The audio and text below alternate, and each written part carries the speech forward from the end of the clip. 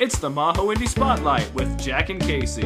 A little ditty about Casie and Jack, one furry wanderer and a walking trash can. Hello there, everybody, and welcome to another edition of MAHO Indie Spotlight. It's me, Cody, and with me today is Blue Sky Robin. Hello, Cody. Hello, and also with us today, he is the developer of Jack and Casie. Oh, thank God you said it right. The developer of Jack and Casie, an inventory action game. Scream and shout it, his name is Shout. Yo.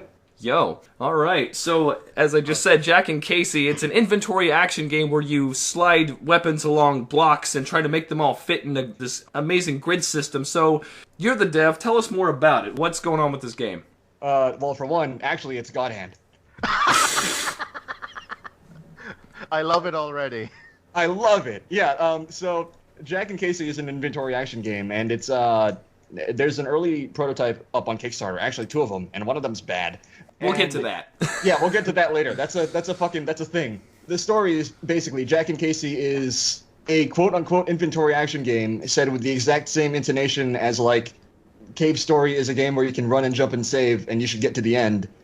Or fucking, I guess this is a little bit more obscure and a little bit harder to pin down, because I'm kind of talking out of my ass on this one, but it's kind of like, you know what Space Runaway Ideon is? No. Okay, it's an old Super Robot show, which is why you don't know what it is. Oh. For the people in the know, and I know there's some people out there, that's why I'm making this fucking video game. For the people in the know, it's kind of like saying Space Runaway Ideon is a happy-go-lucky tale about protecting the peace of your neighborhood. It's not. That is the exact opposite of what it is. But, like, it's, Jack and Casie is basically just like a fucking... It is an inventory action game, but it's also a rampant, like, human dickery simulator. I don't know how to describe it. It's like a fucking... It's a Bumble King simulator. Oh, man, I just want to say I love the terms you're using here for your game. Bumble King simulator? What was the first one? Jackass Simulator? What? No. A fucking rampant human dickery simulator? Not Misery. It's not like... Yeah, that's great. I dare say there's some dickery afoot. I can't believe there's so many dicks in my boy. mouth. There's a lot more than I thought. Oh, man. Oh, no, it's my own dick! Oh, my God. All right, yeah, so Oh, boy. briefly, the gameplay is you don't play as Casie, the actual main character. You play as Jack, who is this giant human garbage can that follows her around and picks things up off the ground. And when Casey's turn comes around, she grabs the first thing in Jack's inventory and uses it. And that could be a gun that she fires. It could be an empty gun that she just has to huck at the enemy. It could be food that she eats. There's a lot of strategy involved, I've noticed. It's somewhere between a puzzle game and an RPG. And I say that in big, like 40 air quotes. Like industrial strength air quotes. It's like a... How do I describe it? It is something like a roguelite, but it's closer to something like a puzzle game, like Tetris Attack, or, I guess, like an inventory game. Like fucking, like RE4 blown up to, like, an entire game. But, I guess, should we go into this now? The gameplay? No, the inspirations. Sure, why not? Yeah, sure.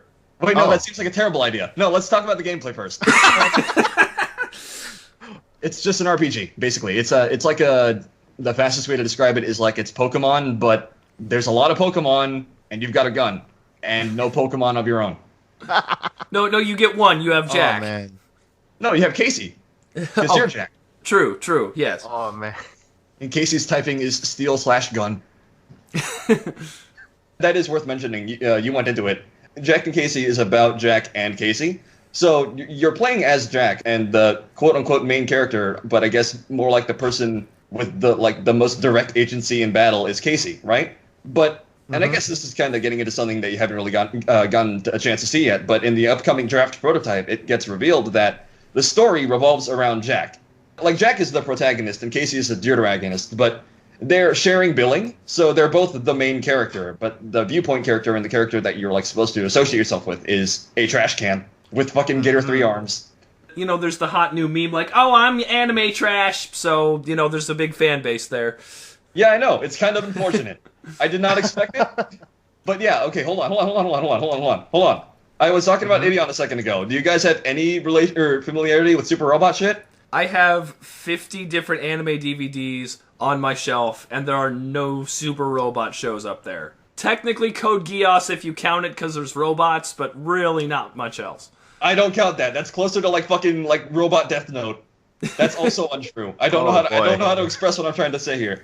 My first experience was Gundam Seed, so does that count? No, probably not. Probably not. It's a good place to start because now you have somewhere to aim up. Doesn't feel like it. No, Oh boy. No, hold on. Let me put on my hipster glasses for a second. So, you've watched Gundam Seed, which is an amazing gateway into the world of mecha anime. I think I just sneezed. I tried to laugh and I ended up sneezing. Okay, hold on. Here's the second question. Ignoring the hipster glasses in the corner there, can I make a reasonable assumption that your audience does not know Super Robot shit? Very reasonable. Okay, so I'm going to be explaining a lot of bullshit here over the course of this entire podcast. I don't know how long it's going to be. Do we have a time limit on this thing? Our time limit is until Don't we worry. get bored. Someone will edit it down. Yeah. Okay. Usually the finished product is between an hour and an hour and a half. So, like, if you want to spend 3 hours talking about Super Robot shit, I'll just cut it into, like, a super cut of the juicy bits. So the time limit is until I fall asleep. Yeah. So, like, you're the guest. This is your show. Go nuts, dude. Okay, well, I was hoping we would actually keep that line in of like, okay, are we going to talk about Super Robot shit or do I have to explain it? Because that's something I did not expect to not have to explain. Oh, okay. All right. Sorry. This is all still shoot. Just shoot from the hip. Yeah. We'll keep some of this in, probably. Okay. Cody, keep this in. No, we'll keep all of it in. All right. All of it. It's all of it. It's the entire Super Robot war. So fuck. Oh boy. What do you want? What were we talking about? The gameplay? You came on for a video game, if I remember correctly. Oh, that's right. We were talking about RPG Maker shit. No. So Jack and Casie is an inventory action game in quote big fucking weapons grade air quotes. But what it actually is a super robot war. Surprise! It was robots the whole time. Like. I didn't have to tell you that. You're playing a fucking trash can with Getter 3 arms. And if you looked that up, you would be like, oh yeah, that's a super robot. I guess the best way to put it is like, yeah, it's a dickery simulator, but moreover, it's a big, dumb comedy? Yeah, I noticed, like, a lot of the character interactions are spicy. Like, I really liked that, because, like, it doesn't have to be in the game, but I like having all that dialogue pop up when you're fighting, like the bandit. The bandit is feeling powerful. I'm feeling powerful! I think actually the line was, I'm brutal, and ruthless. Yeah, there we go. There you go. My style is impetuous. Boy. But yeah, so Jack and Casie, and this is kind of the thing that I think sets it apart in a lot of places. Jack and Casie is actually a big character thing. So a big tenet of the design in Jack and Casie is that it is an RPG, so there's a story to be told.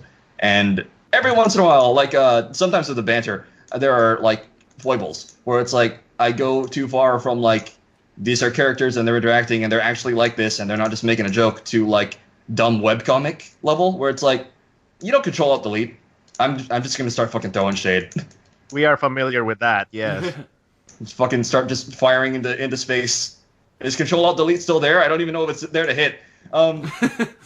Yeah, every once in a while I run into these fucking like foibles where it's like I've accidentally lapsed into making Casie like a screaming harpy. Or Jack's a total, like, idiot. And the draft prototype is just nailing exactly the tone that I want, and nailing all the characterization down, and all the cool banter shit down, and all the, like, the meat of Jack and Casie, which is not necessarily all the inventory action, even though that's a really big part. There's some work to be done, I still think. Well, the banter you got in the game's demos right now is pretty good, though. It's pretty great. I especially love the whole thing where you need a book to tell you we're being mugged. Yeah, I thought that was a really good line, too. Oh, boy. Okay, see, when I say foibles, I mean lines that are not that. Because that one's, I think, a really good one. Like, that, I've just explained everything you need to know about Jack and Casie in that one shot. All right. Yeah, or the grenade interaction where, like, Casie throws the pin, or she throws the grenade with the pin still in it. Yeah, and she has to like fucking stop you and explain like, okay, do you not know how grenades work? Do you really? It's there's the one thing that you can interact with on the grenade, and the one key to interact. Oh boy, yeah. I like how that one was like it comes off as a one-off joke, but it keeps going and going until it's sort of supposed to be like, this isn't funny anymore, but it just keeps so long. It's just so long that it's funny again. Okay, so do you want some fucking analysis on that joke? Because I've thought about that joke for a really fucking long time. After I wrote the joke, right? Because I was trying to nail down, like, why is that so fucking funny? Why are people responding to that in the way that they are? And I'm like, okay, the joke isn't that the joke is really long. The joke is that it went from Jack making an honest mistake and being like, oh, fucking, sorry, I didn't know that grenades, I don't know what a grenade is. I don't know anything. Do I have amnesia? It's unclear. But the joke at some point stops being Jack doesn't know what he's doing and starts being Jack does know what he's doing and is leveraging it to fuck with Casie. Oh boy. Yeah, because that's what the player's doing, right? Like, yeah. If he's doing it the first time, oh, okay, fine. The second time, okay, maybe you kind of missed it the first time. And then the third is like, okay, now you're just fucking with Casie. Yeah, exactly. It's like, okay, well, now that I know it's going to get a rise out of her. And it's like, a lot of the game is basically this. It's something I'm trying to keep a lid on because, yeah, it's one of those foibles where it's like, okay, at some point Jack has to stop, right? Like, when is the player like, okay, I've messed with Casie enough. I got her hit by a car today, twice. It wasn't the same car, it was two different cars. And it's like, okay, here's my fucking dilemma. How do you get someone to stop? Like, think about it. We work on the fucking internet. You know what the world is like out there? It's a big fucking design hurdle to get over. That people are kind of assholes. We brought this up in the podcast like 2 years ago, but during the testing of like Half-Life 2 or something, there's a cave. And one of the developer commentaries is Valve saying, yeah, so this cave used to have branching paths, but if you turned right here, you'd circle back into this room, and some guy kept doing it, so we had to just remove all the extra paths. I know what you're fucking talking about. The fucking antlion path? Cave? Probably. The one with all the fucking maggots? That's probably it. It's been like 2 years, because there aren't very many caves in Half-Life. I think you're right. Valve has a lot of actually really good dev commentary, but what am I trying to say? You were talking about people on the internet and they'll just do stuff, and like, I think in the context of Jack and Casie, you have something good going on because if they keep doing it, they're not really hurting the enemy and then they die. Whereas in a normal RPG like Suikoden, there will be like throw on that one, huh? Do what now? 0 to Suikoden. Yep. So in Suikoden, Densetsu. If there's a dialogue option that the game doesn't want you to take in Suikoden, you'll say no, they'll say something, you say no, they'll say something else. You say no, they'll say something else, and then they'll start looping through those three again. Right. You could have it loop through, but you could also just be like, okay, I'm just going to write 20 things, and if you get through all 20, I don't know how the hell you did it, because you should be dead. I think that was the original concept, but so I've been working on this game for so long, and I've been working on, like, I've been spreading myself so thin that I actually forget, like, individual ideas, and this is something I wanted to go into. We discussed it earlier before the podcast started. I actually have these ideas, and, like, I think that was actually the exact design intent, and then I just kind of forgot, and I was like, well, okay, I have to work on a million other things. I have to work on the characterization, I have to work on the story building, I have to work on the world building, and just fucking whoosh, like, completely forgot how the grenade gag worked and how, like, the logic behind it was. So, you're saying that, and I'm like, wait a minute, I think that's exactly what I did. I'm gonna assume I was smarter than I am right now.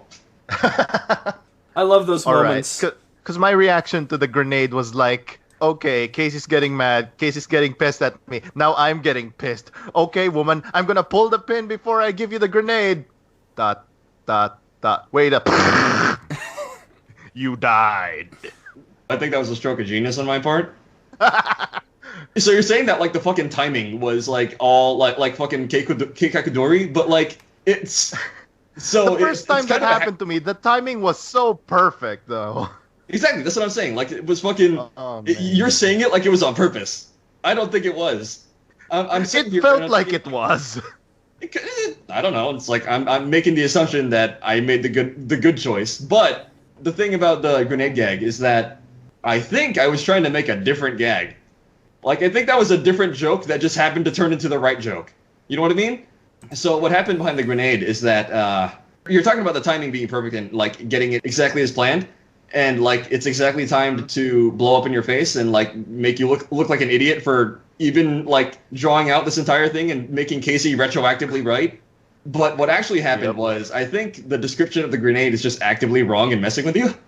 The description has a timer, right? Like it says like there's 7 seconds on this grenade before it explodes. It is exactly 1 second shorter than that, specifically to fuck with the player. Oh my god.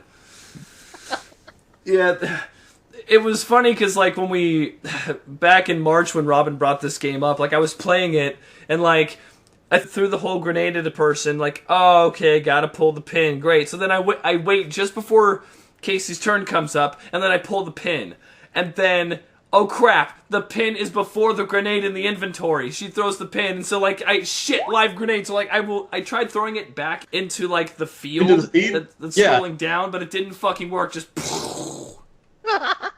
Okay, wait, hold on. That was super on purpose. I remember that very distinctly. That was a very elaborate, long con fucking... I'm gonna get him with this one. It's fucking... They'll never believe this shit.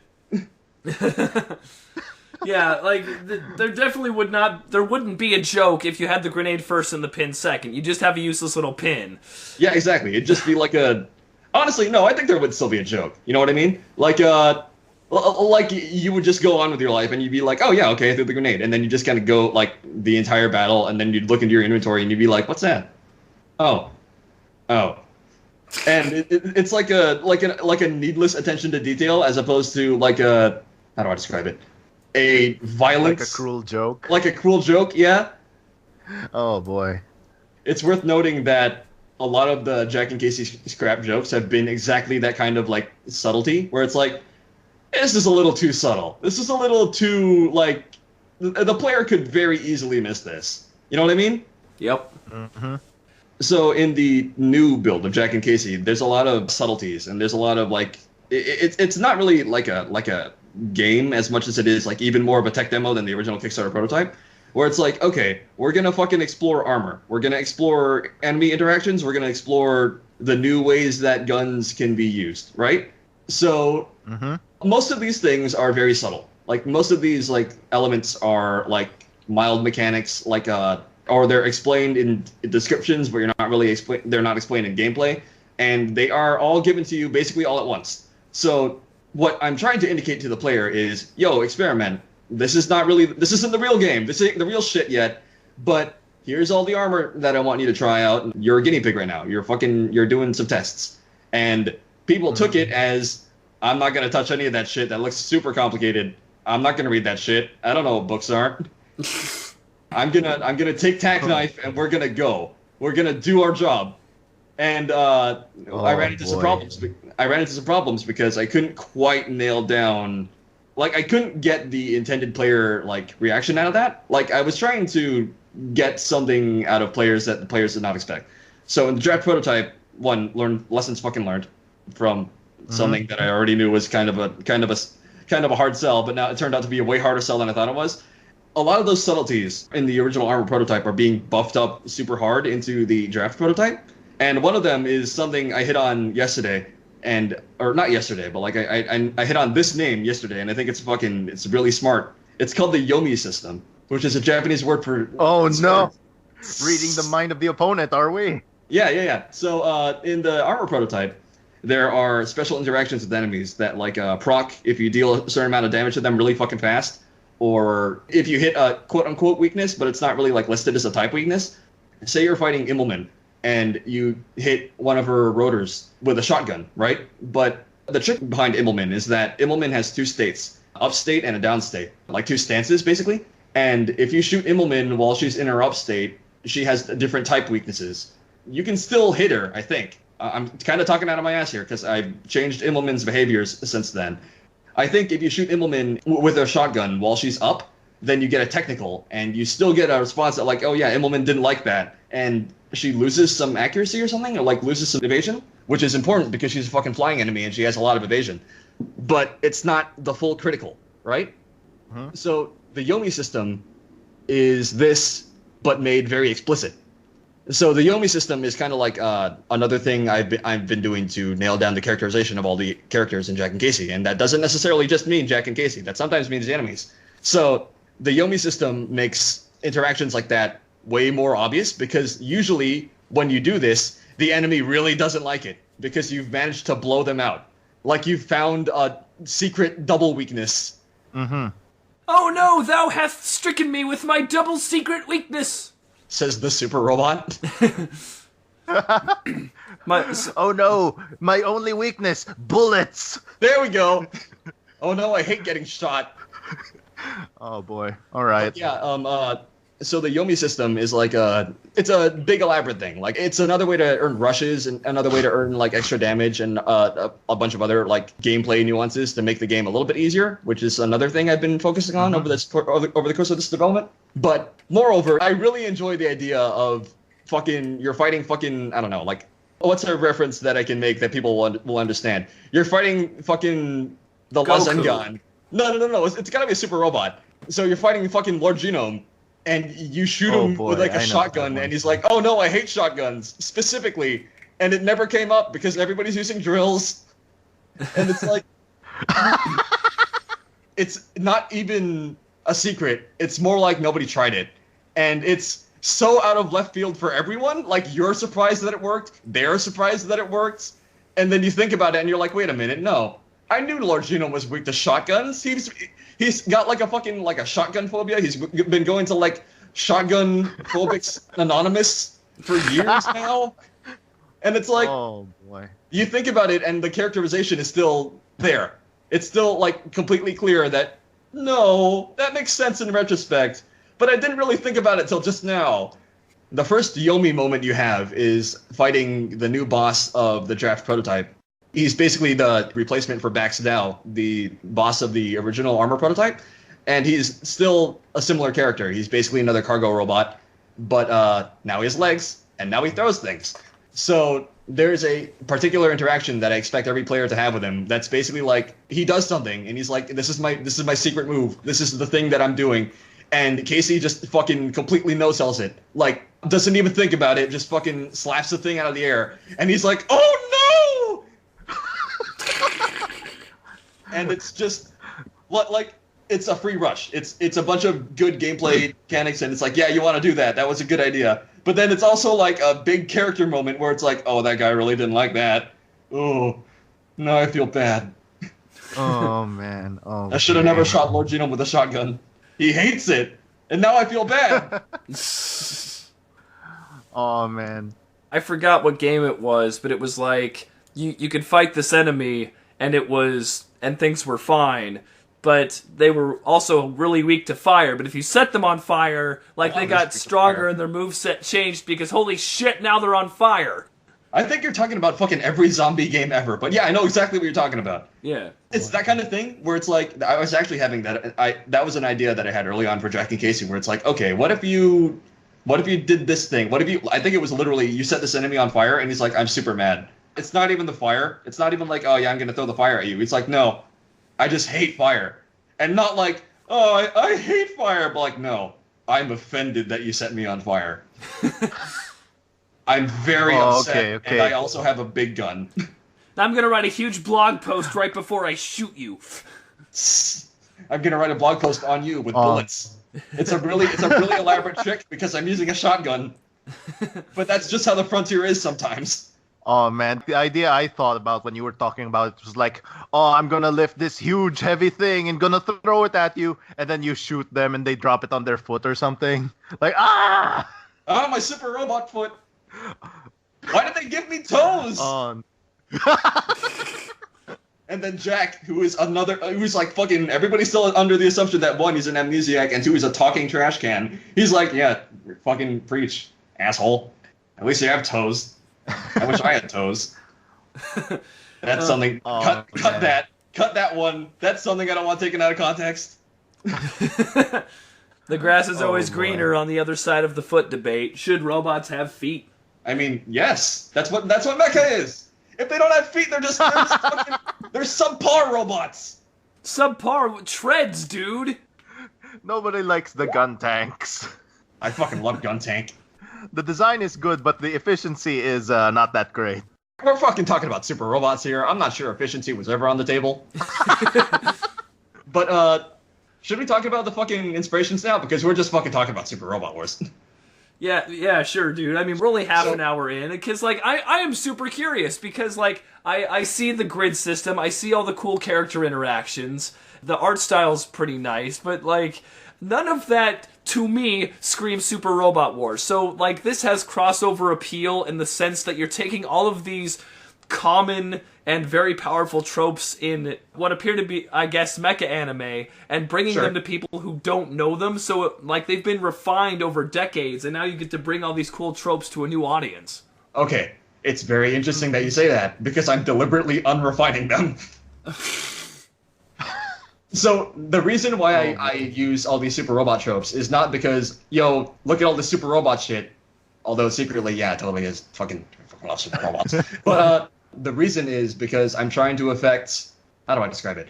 So, you know nostalgia, right? And you know how fucking there's this fucking trend on Kickstarter where it's like, oh, we fucking love nostalgia. You fucking give us Mega Man Legends and we'll give you money. And I'm like, okay, but hold on. Let's think about that for a second. Just hear me out. What if we did the nostalgia thing, but then actually, like, went somewhere? Like, I'm not just gonna fucking take your money, asshole. No, take it back. Take your money back. We have the Super Robot War. The thing that I've noticed about Super Robot is that it's fucking everywhere, and you just don't know it. Not Super Robot itself, but, like, the influence of Super Robot, and, like, the tropes, like the rocket punch and the drill arm and the fucking pile bunker, and I wish the suplex, but I guess we're gonna push that. That's the thing that you're gonna be taking from Jack and Casie, right? That's the new Super Robot trope for the new millennium. Getting suplexed, not suplexing. Oh boy. But getting suplexed is the thing now. Yeah, exactly. You know, a quarter century ago, Sabin suplexed a train. Well, now the train's getting its revenge. The train just fucking train stands doing up. a suplex. No. Like, okay, you think it'd be a super robot train, right? You think it'd be like fucking, here's one for you, audience. Like fucking Mike Gine or something, but like, it's just a fucking, like the train stands up and like there's feet underneath, like fucking Jack's feet. And it just like grows like normal Cuphead, like fucking normal, like, hands, and it just grabs you, and you're like, oh, Where was I going with this? So I love this imagery. So, the nostalgia thing is like, I'm trying to do something very deliberate with Jack and Casie, and it's like it's not just nostalgia; it's a total genre throwback, and it's not a genre throwback like fucking Shovel Knight or something, where it's like, hey, we fucking like Mega Man. It's okay. You know all that good shit that we just fucking left behind because fucking, like, anime or, like, media or whatever grew past it? Like, wholesomeness and, like, character interactions and, like, thinking about stuff, engaging your imagination, doing stuff and being like, I don't know what this is gonna do, but, like, it's gonna be fun. I don't know how grenades work. Okay. Jack and Casie is that nostalgia, but, like, reversed. It doesn't look like anything that came before, but it's got the feeling. And I understand that perfectly, because, like, a lot of old stuff makes money hand over fist. Like, I think, was it Veronica Mars that got a movie kickstarted? Then you have actual video games like Shenmue 3, Toe Jam and Earl. And by some reviews I've seen, the Toe Jam and Earl reboot is extremely faithful to the original, which is great for long-term fans of Toe Jam and Earl, but it also has a lot of the old school contrivances and BS that came with the original games. So, so it's a little too faithful to the 90s. Yeah, right. I was about to say, doesn't that just mean it's just faithfully bad? Yeah. But so like mechanically, Toe Jam and Earl evokes that nostalgia. But it sounds like you're going a different route with, like, evoking the feelings, because this is what you grew up with. Like, this is the media you consumed, and, like, no one's doing this stuff anymore. The paradigm has shifted. Well, we're shifting it back, baby! I'm taking back fucking anime. I'm here to save anime again. We tried it once to Kill la Kill. Didn't work out. I loved Kill la Kill, though. Aw. Dude, Kill la Kill brought back Toonami. Like, that's not what I'm saying. I'm saying Kill la Kill was good, but it didn't... Oh, okay, we're okay. still in the fucking isekai hole. You know what I mean? Oh, okay, yeah. I understand experience. that part, yeah. Like, there's so many isekai, and now the most popular one is 4 isekais in one place. Oh, you're talking about the fucking... I was about to say Isekai Robot War, but then I realized, no, that's too cool. You're talking about that one that's like Konosuba and like fucking Skeleton Man, and they're all just pals? Yeah, they're all just in the same place now. All the popular kids are in the one place I wish that made fucking doing sense. the popular kid thing. Fucking just grind these. One of them's a parody of Isekai. It's not gonna work. Is it wrong to try and pick up goblin-slaying skeleton maidens in a dungeon? Yes, it's been wrong for 5 years. Oh man. Shout, I am like super proud of you because like what you're doing is kind of similar to what the Hat in Time devs were doing when they were trying to bring nostalgia back with the old Mario 64 kind of games, Right. where there's kinds of collectibles and like that, but like they also fixed all the old problems that the older games had. Like the old games had bad camera. Just fix the camera. It's not even that hard. It's just fucking okay. We did what we did wrong. We have Super Mario 64, and like most of the game's good, but like Lakitu can Like eat my dick. yeah, Mario 64 had this particularly bad camera. Do we keep the camera? No, make a better camera. How about we learn something than nothing at all? More than nothing at all. Yeah, and guess what? It came out better than what was it called? What was that Kazooie clone? Ukulele, the one that the one. Yeah, that nobody one. cares Yeah, about. the one no one remembers. Just fucking push that one into a hole. I don't care about that. Poor ukulele. Oh, Is it man. poor? Okay. In my head, if you have a fucking like talking robot dinosaur and his name's like Pixel or something, you belong in that hole. You dug the hole yourself. You can live in it. Well, part of it is like, it's these guys coming back after, 15 years or so, and they've been told, hey, you can make a bunch of money and make a game like the old games you used to make. Well, guess what? They're gonna make those games how they used to make them, because that's the recipe they still have. No, you're exactly right, and that's the big tragedy because these people are from another generation, and that generation just happens to be kind of jank, and it's like, okay, we we can't fucking. It's not really our place to be like, no, fucking stop. Just you don't have to make the Tyrannosaurus. I mean, like just rely on what you're good at. Make more trouser snake jokes. It's fine. You have something that you're good at, but like we can't really like hold them down and be like, no. Be nostalgic, but be nostalgic in the way that I like, because it's not nostalgic anymore. Like, or they're not even running on nostalgia really, because they're just doing what they know. Right, and what set them apart back in the day was like their technical prowess. Like their graphics on the N64 were great. Their writing and characters were great. The gameplay, dude. I played both Banjo-Kazooie and DK64 back in the day, and like it got tedious. Shit got tedious real fast. Like, here's the thing you can collect. Now, here's another thing, and you need basically all of them to unlock these doors, and yay, thanks, my head hurts. Like, you had to keep, like, a binder, with all the shit you'd found and what you still needed. Man, that's a throwback, using a binder instead man. of, like, I don't know. I was about to say paper, and then I was about to say, like, wait a minute, that doesn't make any sense. Just write it really, man. really small on the one piece of paper. Yeah, exactly. We could only afford one piece of paper back then. It was really expensive. The printing press had just been invented alongside Banjo-Kazooie. Oh man. Fuck, I was going to say something really insightful and I immediately forgot it, so I guess you're just going to have to go with... No, I was going to say something completely uninsightful, and I was going to explain that me making this fucking noise, that's me trying to laugh. That's me laughing and just not, like, laughing all the way. Like, that wasn't me hissing and being like, oh, boo, Banjo-Kazooie. I mean, kind of, but like not all the way. Oh man. Honestly, I think That's what you get for writing it all in a really small piece of paper, dude. We'll never printing press this shit. Said fucking Prima Games. The first walkthrough was written in very small text on GameFAQs. On post-it notes. That made it to GameFAQs eventually. Anyway, so what was I trying to say? Fuck. Okay, you know what? Forget it. So the other thing I wanted to say is that, so Hattie Time, and I'm not even going to call it fucking Hattie Time, because fucking, look, you guys made a good game. It's alright. I appreciate some stuff, but you guys made a bad name. I'm not saying, like, yeah, Jack and Casey's better, but, like, it is. Fuck you. But, Hattie Time... Alright, fair enough, I guess. Names are hard. Level of, like, it's still... kind of overly nostalgic, I think, because it's still like a game that relies on other games, and I've made a very deliberate point with Jack and Casey to make a game that is so fucking weird that you're always in this state of like, this is the thing I'm trying to capture with the nostalgia. You're always in the state of, I don't know what the fuck is happening. I mean, I kind of know. I have an idea, like, yeah, all the characters are characters, so I should be responding to them as if they were people. But that robot's got a gun, and the gun, it's a normal gun and everything, but like he's not using it right. He's using it by pressing it into my face, and I don't know what to do. Usually this doesn't happen to me.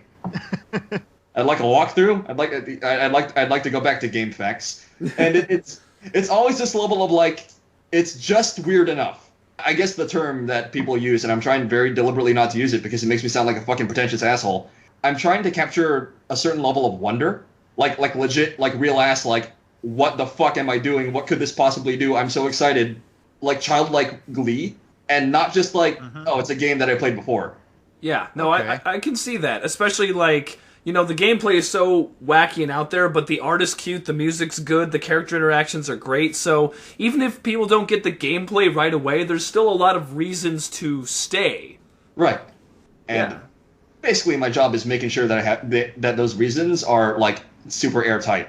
Like a lot of time in development in Jack and Casie is just making sure that, okay, I want people to think this game is fucking crazy and wonderful, and they want to learn shit from it and like grow and do all that good shit that fucking we used to do, and then we just kind of stopped because we invented Gears of War and we were like, okay, I guess this works now. But like, hold on a second. I retract that previous statement because that makes me sound even more pretentious than saying I'm going for wonder. So, Gears of War was the catalyst of the downfall of modern AAA gaming. Video games were good until we invented guns. I say, holding a gun up, holding like 4 guns in both hands and under both arms. Oh, man. Yeah, there's a lot of stuff that we used to do, and then we just stopped doing it, and I was like, and I'm sitting here like, what the fuck are we doing? We're fucking idiots. No, give me back the animes. No, not that anime! I think a lot of it has to do with these larger studios, especially now. I think we're swiftly approaching a crash, not only with the talk of like the crunch and the overtime and the programmers wanting to unionize, but also like we have dealt with so much samey first-person AAA stuff that like the modern context for other types of gaming just isn't there. Any AAA game, you're going to boot it up and it's going to be first person and you're going to be holding a gun. And it was really interesting to me because, like, I'm a semi-proud boomer. I turned 30 a couple weeks ago. And I grew up in that golden era of RPGs with, like, I played all 3 Final Fantasy Legend games on an original Game Boy. And seeing what happened to RPGs after the PS2 era, they just fell by the wayside. And then Bravely Default brought them back into public consciousness. But like the younger generation hadn't caught up to that yet. So RPG Maker as a program had a different type of person making the games there for a very long time. That is something I never thought about. I didn't realize that RPG Maker was made by RPG fans. I always kind of figured it was like, well, like, no, that makes perfect sense. You're saying it out loud, and it's like, no, that makes... I'm an idiot for not thinking that, in fact. Because, like, in the early 2000s, you have Barkley Shut Up and Jam, you have Off, and a lot of the later RPG Maker games cut the combat out. And it's not... And yeah. They're not RPGs, asshole! Don't tell our fans They're that! walking simulators.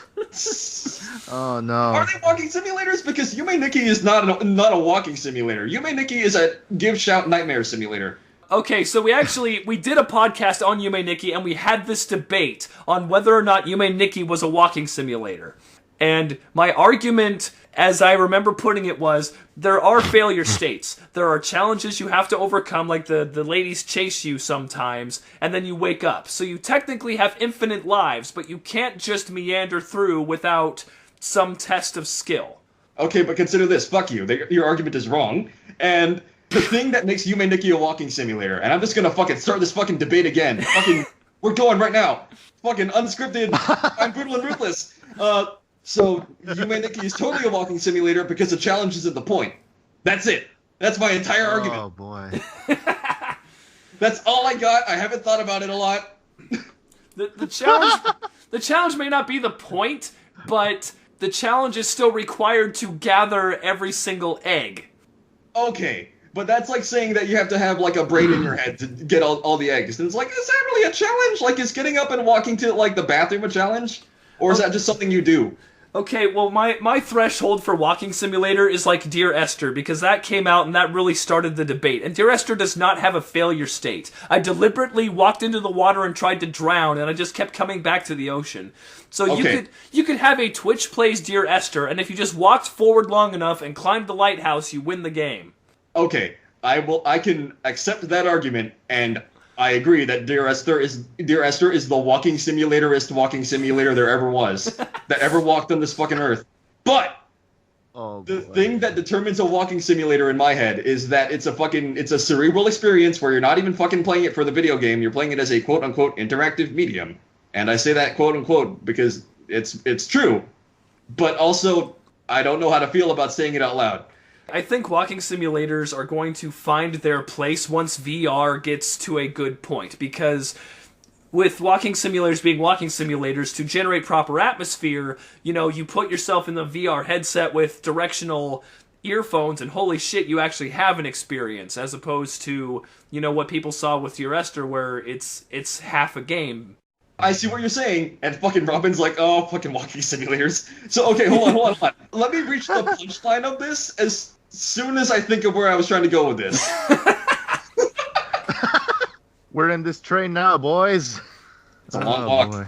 I really appreciate how you came on to promote your game, but you don't necessarily feel compelled to talk about the game. This has been a fun conversation. I'm content to just dick around, because honestly, I feel like I'm gonna loop back to... Okay, hold on. I just did.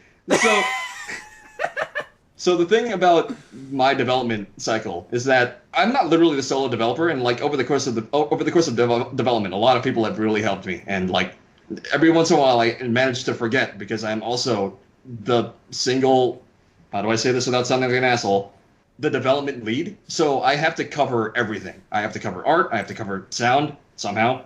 I have to get my hands on the fucking Fizz Super Robot Library. I have to cover art, sound, development, design, programming, story design, writing, world building, character design. Just fucking go down the list, like every single thing, and then it's like PR and fucking keeping my dick out of my mouth. All right, so anyway, back to your point. So basically anything I say, or basically any opinion I hold, will eventually loop back to Jack and Casie if we talk about it enough. Like if I suddenly just say, hey, fuck Genlock, then we're eventually gonna get back to, because it's shitty Super Robot, and I think I'm doing better in something that's not even really Super Robot. You know what I mean? Yeah. Like, it takes zero effort. It's like, this is so much of my life that it's like, alright, where is he going with this? It'll eventually reach back to Jack and Casie. You already mentioned Wonder, and I definitely agree with, like, you're making something that's trying to recapture Wonder. But you've brought up mecha anime so much, and specifically Ideon, but I haven't heard a single thing about mecha anime this entire time. Really? What? Robin, has he said anything about mecha anime? Mean? We've been talking What do you mean? about... There's so many robots in the game. We were talking about shooting Lord Genome with a shotgun like 5 paragraphs ago. And Jack has Getter 3 arms. There's a lot of amazing context there. No, you're right. Do you not know who Getter 3? Come on. Okay. You want me to go right for the throat? You want me to go just right into it? If you were to be really, really fucking bad faith and deconstructive about it, you can make a really sound argument that at least the early game is just fucking Combat Mecha Zabungle. And I know I'm saying that wrong. I'm pretty sure it's Zabungle, but fuck it. Fuck you. If you hear anybody call it Zabungle, you know they heard about it from me. And I said it wrong. Jack and Casie has all this fucking inspiration from Super Robot Anime. 1, because it's fucking weird. 2, because it's fucking prolific through Japanese culture and the culture that would eventually come out of Japan. So, like, fucking Westaboos. But, it's also just because I like super robots. I was talking about Genlock, and I was talking about how I don't like Genlock. And if you don't know what that is, it's the new robot anime from the guys who made Ruby. So. Oh, okay. They're fucking calling it like, yo, look at this fucking, we're bringing back super robots. Super robot anime's been dead for fucking 1 billion years. We're bringing it back. Us, some cool Westerners who know what we're talking about, and they fucking bring it back, and it's Halo 2. And it's like, just fucking fuck me up. Oh, man. Well, dude, they made Halo for like 10 years. Of course they're gonna make the thing like Halo. That was the thing that got me, because that makes perfect sense. But if you're just gonna do that, just say it's Halo! Don't lie to me! I came here fucking expecting, like, I don't know, like, I didn't expect Zaybungle, for sure. I was expecting, like, I don't know, like, Babby's first Gundam. Like, I was expecting Gundam Seed. I was expecting, like, there were some dicks in space, and they were dicks on Earth, but then they flew up to space, and then they built a Gundam. And then we're like, you know what? We hate Earth. And then Earth was like, no! We like Earth! And then Earth made a Gundam too, and then they fought. And that's basically the entire plot. And, like, that's what I expected from Westaboos. That's what I expected from Ruby guys. And then it turns out, no. It's Halo. They just really like Halo. It's just more red and blue. It's just red and blue taking itself way too seriously. It's ripe for parody. I've got so much material from fucking 30 minutes of just suffering yesterday. That's disappointing, man. Yeah. But I mean, Jack and Casie exists, so at least we're getting somewhere. And then it'll get made into an anime. Yeah. Where was I going with this? Because I was talking about Super Robot anime. So, So the birds, though. Wait, what? The birds? Oh, no, man. Wait, what birds are we talking about? Are we talking about the Lord Genome birds, or are we talking about the fuck birds? We're gonna have to talk about this eventually.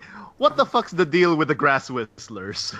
Okay, so there's a big fuck-off design doc behind this, and the idea was, this is something that I think I've moved past since the original, like, inception of this idea, but the big thing behind Jack and Casie is that it's a post-RPG universe. You know what I mean?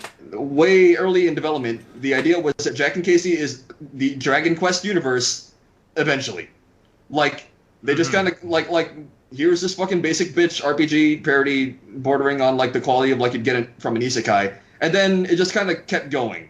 All the RPG stuff stayed around, but eventually, like, people put together technology, and somebody was like, hey, let's have guns. And everybody else was like, I love guns. And the world just moved on, and everybody was just kind of cool with all the RPG shit, and then everybody just kind of got over their fucking problems, and now the world is different, but still recognizably an RPG, right? Most of this has changed. Like, the basic idea of everybody is fine, and yeah, it's a fucking dire world out there because there's a super robot war going on, but nobody really seems to care, and everybody's just like, whatever, I have to eat. I've got a gun, I guess. That's a good way to keep the super robots out, because Lord Genome hates getting shot. And then, like, every once in a while, you're like, are they serious? Are they seriously fighting a super robot war with a gun? And then you just kind of look over and you see Casie doing it, and you're like, I guess so. This premise of the RPG world that everybody's just fine with is like, Grasswhistle is a fucking mistake born from that basic concept, where it's like, all the monsters in an early version of the game are just RPG cliches that have been completely changed by the march of time. Like, they haven't evolved, is the thing. The RPG has stayed an RPG, and you still have the fucking enemy spawner monsters, and you still have the fucking, all the shitty cliches, like the enemy who's only weak to one weakness at a time, and like the war mech, which I guess is just everybody. Grasswhistle is that cliche, blown out of proportion until like a actually threatening enemy in a game where one of your basic attacks is shoot everybody on the screen with a gun. And this is kind of got out of hand. Honestly, Grasswhistle is still around. Like, he's still in the draft prototype, but he's gone through a lot of changes. And one of them is just making him weak to basically everything. And it's good. Yeah, right? It's a really interesting thing, because Grasswhistle is one of those enemies where it's like, okay, by all means, and all the things that we've learned, this enemy is not weak to melee weapons because he's a bird, and it's hard to punch birds. But Grasswhistle is also the first enemy that you meet, and this is bordering on a spoiler, because this is something that I want the player to learn for themselves. Grasswhistler is the first enemy you meet, but this might be a spoiler. No. You're right. But that's like saying fucking, okay, you know Godhand? Well, there's a demon in there. There's a demon in the first level of Godhand. If I tell you there's a demon? Yeah. What? It's crazy, isn't it? Okay. In a game about punching people and a game about punching demons? Hey guys, don't listen to this podcast until you've played Jack and Casie, because if you do, you'll be spoiled about the first enemy you face. Yeah. I'm sorry if you listened all the way up till this point. I'm sorry I spoiled the fight with Lord Genome. I'm getting a lot of mileage out of shooting Lord Genome with the gun. So, Grasswhistle also is the first enemy you fight that has a There's a new system in addition to the Yume system that revolves around big melee weapons like the drill arm and the upcoming pile bunker and the fucking Zantetsu sword. I love the pile bunkers, man. Yeah, I know, right? It's a very specific breed of shit that we still get, but is kind of fallen out of favor. So Grasswhistle is the first enemy who is like double weak to this kind of thing, where it's like, if you have an enemy that has negative defense and Casie uses a large melee weapon on it, Casie just fucking murders the shit out of that thing. Every melee weapon has a different function, right? So like drills continue to lower defense, so Casie can murder it even more. And pile bunkers, I think, get a free rush off of it or something. I'll have to check my notes, but like it's something like that. But Grasswhistle is the first enemy you fight who has naturally less than 0 defense. So if you're ever in a pinch and you're ever just like, you know what, I could go for some murder right now, Grasswhistle is your guy. He's just there. He's ready anytime to instantly get killed. But he's still fundamentally an enemy spawner, and I think that necessitates a little bit more testing on my part, because if you don't have a shotgun, you're kind of fucked. Yeah, because shit goes out of... Yeah, we noticed. It flies off the handle so freaking fast, because once you have 2 Grasswhistlers and they both summon help on the same turn, it doesn't matter if you can kill 1 per turn and you myrtleize... Like, you can brutalize the shit out of that 1 Grasswhistler per turn, because then 2 more are showing up, and then you just have all 5. And there came a point where I did some testing. Like, I had 2 sawed-off shotguns. I kept leaving the shop and going back in. I loaded myself up with about 12 shells. And I happened to, this one time I happened to find shotguns on the ground, and I had my 2 saws with me. So I was like Reaper from Overwatch with these fucking shotguns. But somehow I still ran out of juice by the time I got to the fight where you just have too many Grasswhistlers to handle, which I guess is the fight where you run out of shotgun shells, because there's Grasswhistlers damn near everywhere in the armor prototype. I was about to say, that's every fight. That's just... the point where Reaper gets fucked by the Jack and Casie universe is instantly. But, yeah, you're right. So, there are a lot of functions that I'm still tussling with exactly what I want out of Grasswhistle, because as a concept, he's a really interesting enemy that's like, okay, this enemy is designed to overwhelm you unless you use any of these, like, actual, like, useful new skills that I'm trying to introduce. Like, in the armor prototype, this is something that I tried to introduce, but nobody really seems to catch on to it.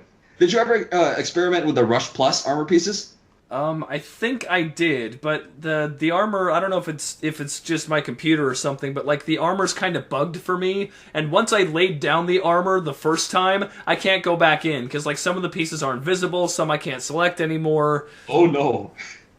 That's a bad one. I think I fixed that bug, actually. If not, then it will be fixed in the draft prototype, because I did, again, eventually, I do remember fixing that one. Yeah, but there are pieces where you get an additional attack if you hit a weakness, and I was using those. Yes, okay, so that was... If that didn't work, that's my fuck-up. That's on me. But Grasswhistle is supposed to introduce you to either use shotguns, you idiot, or, okay, if that's not working, try using Rush Plus. I think I can still get some mileage out of that. Like, I could probably still have, like, a big wave... sequence where it's like, okay, here's like 5 Phillips, go. And the way to get through it is to use Rush Plus and hammer them, like, and take like 5 turns a turn, because you know what the weakness to Phillips is. It's shooting him with a gun.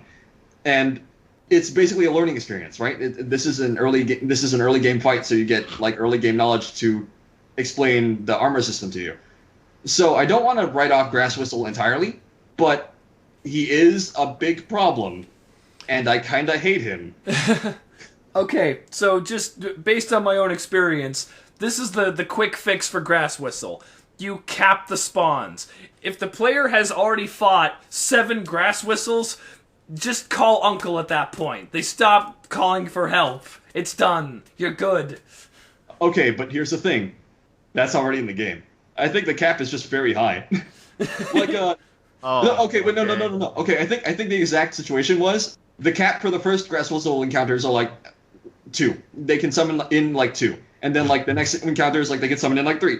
And then you kind of go for a dry spell for a little bit, and you're like, okay, the player is like, okay, I know Grasswhistles can summon Grasswhistles, and I know they summon them up to a point.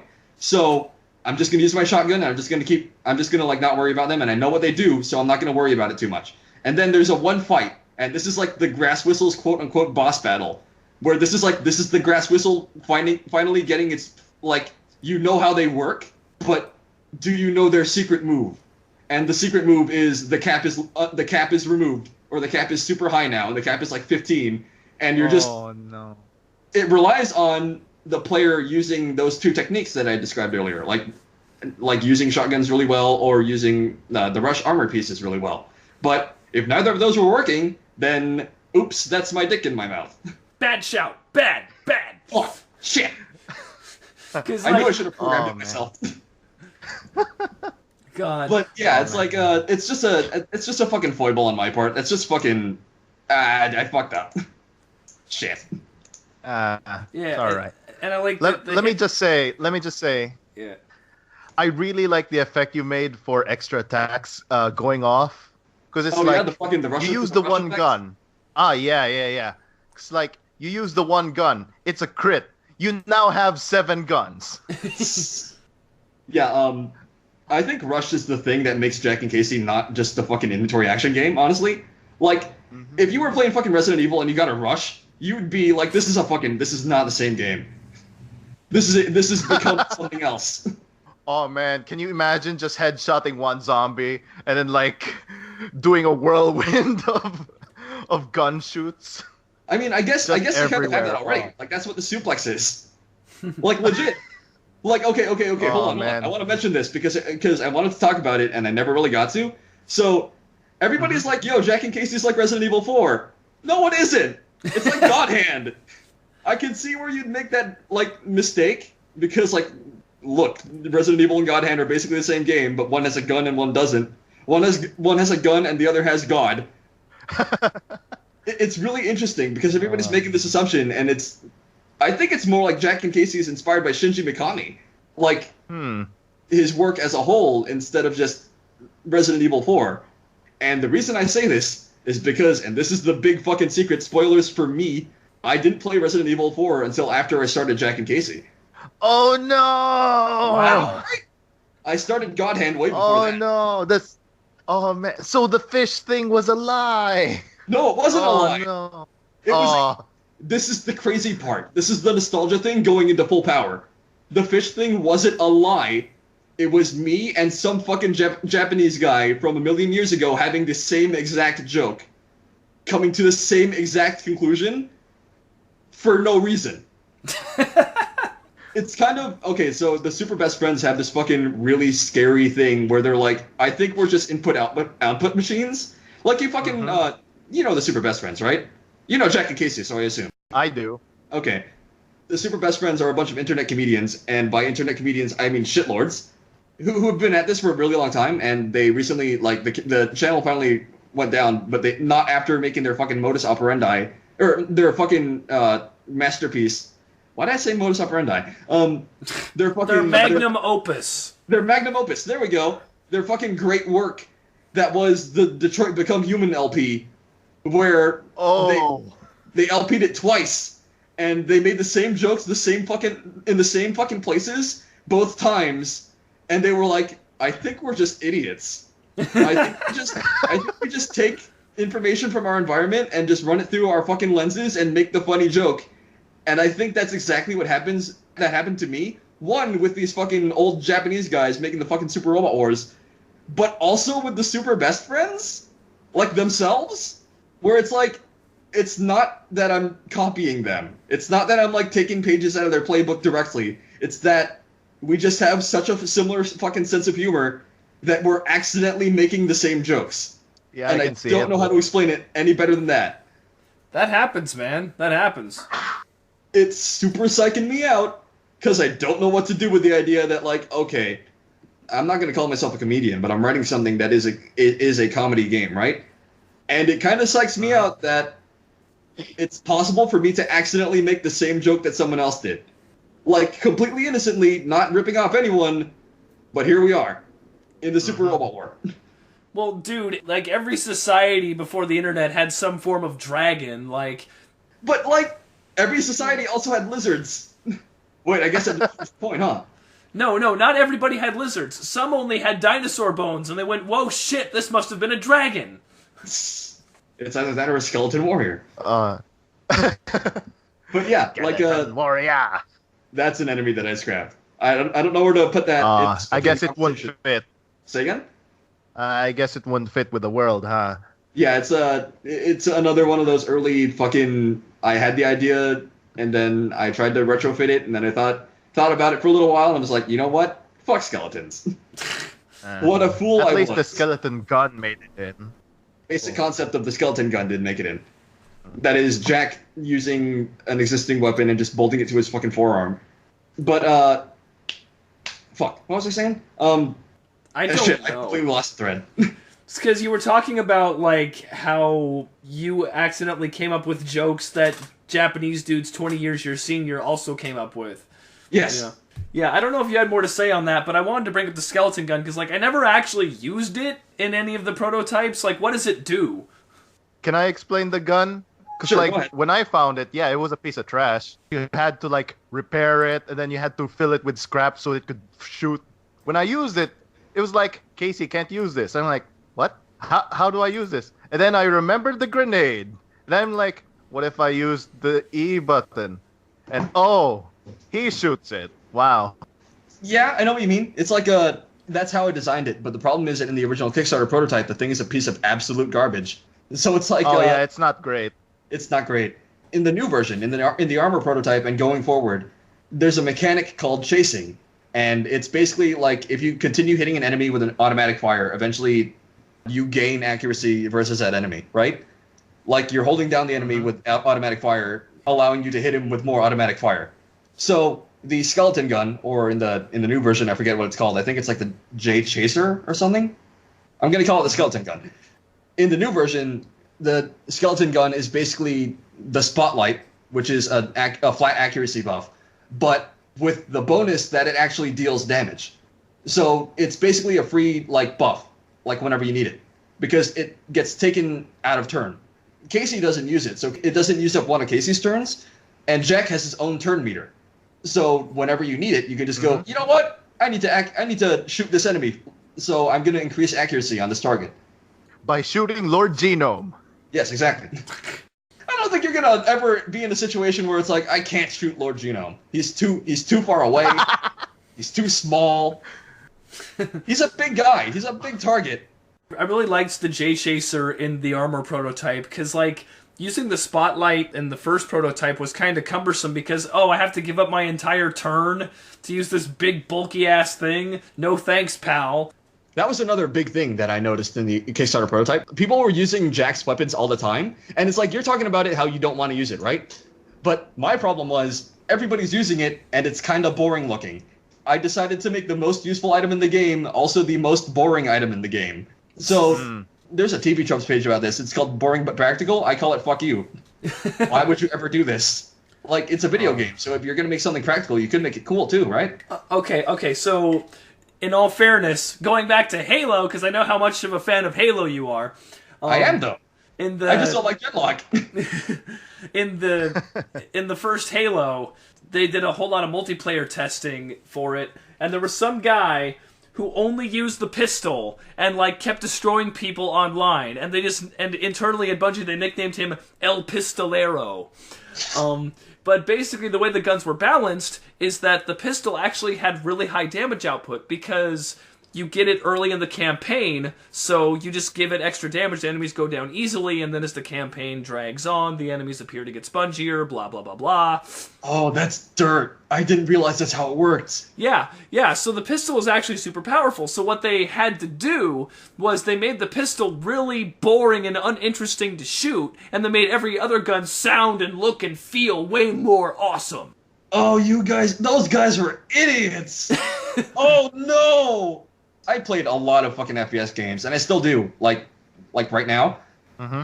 Honestly, I would say that I was raised more on FPS games than I was on like RPGs or like fucking like any of the parts that constitute Jack and Casie, right? Like I only really got into Tetris Attack recently, and by recently I mean like the last 5 years. But that doesn't make any goddamn sense to me as an FPS player because anybody with any experimentation would have to use every weapon eventually, right? So everybody, like, on a long enough timeline, and I don't even imagine this timeline would be very long, like maybe like a month of play, everybody would try the pistol once and be like, wait a minute, this gun's actually super powerful. Why isn't everybody using it? And everybody becomes El Pistolero. Well, you notice that it never happened because this is a big AAA game for dude bros who don't think about what they're playing. No way. Like, dude bros still think. Like, they're not, like, Neanderthals. They're not, like, troglodytes. I know, but you have to think about, like, what are they playing for? And part of that is the visceral experience of shooting the gun and taking the guy down. And that's why, like, the pistol had the exact same stats at launch, but barely anybody used it. No, okay, you know what? You're right. I'm thinking about this from a fucking, like, a worst-case scenario game design perspective. You're right that I don't think everybody would become El Pistolero, because if I were in the same situation, I would be like, no, fuck you, I'm going to use a sniper rifle. There's a bolt action on that thing, and I like that kind of animation. But, like, okay, esports, right? Eventually, on a long enough timeline, if anybody's trying to, like, work out exactly what they're trying to do, like what the best possible, like, move in any given scenario is, they're going to get El Pistolero. I guess what I'm trying to say is that if Halo were Counter-Strike, everybody would be like, no, you know what? Deagle. I'm just gonna use the Deagle and nothing else. Yeah, because with Counter-Strike, it's a very hardcore competitive audience, and they are playing to be optimal. They are playing to win. Whereas the people who play Halo, or probably Call of Duty by extension, they just want to kick back, smoke some blunts, and shoot some dudes, like, you know, and they want to feel good doing it.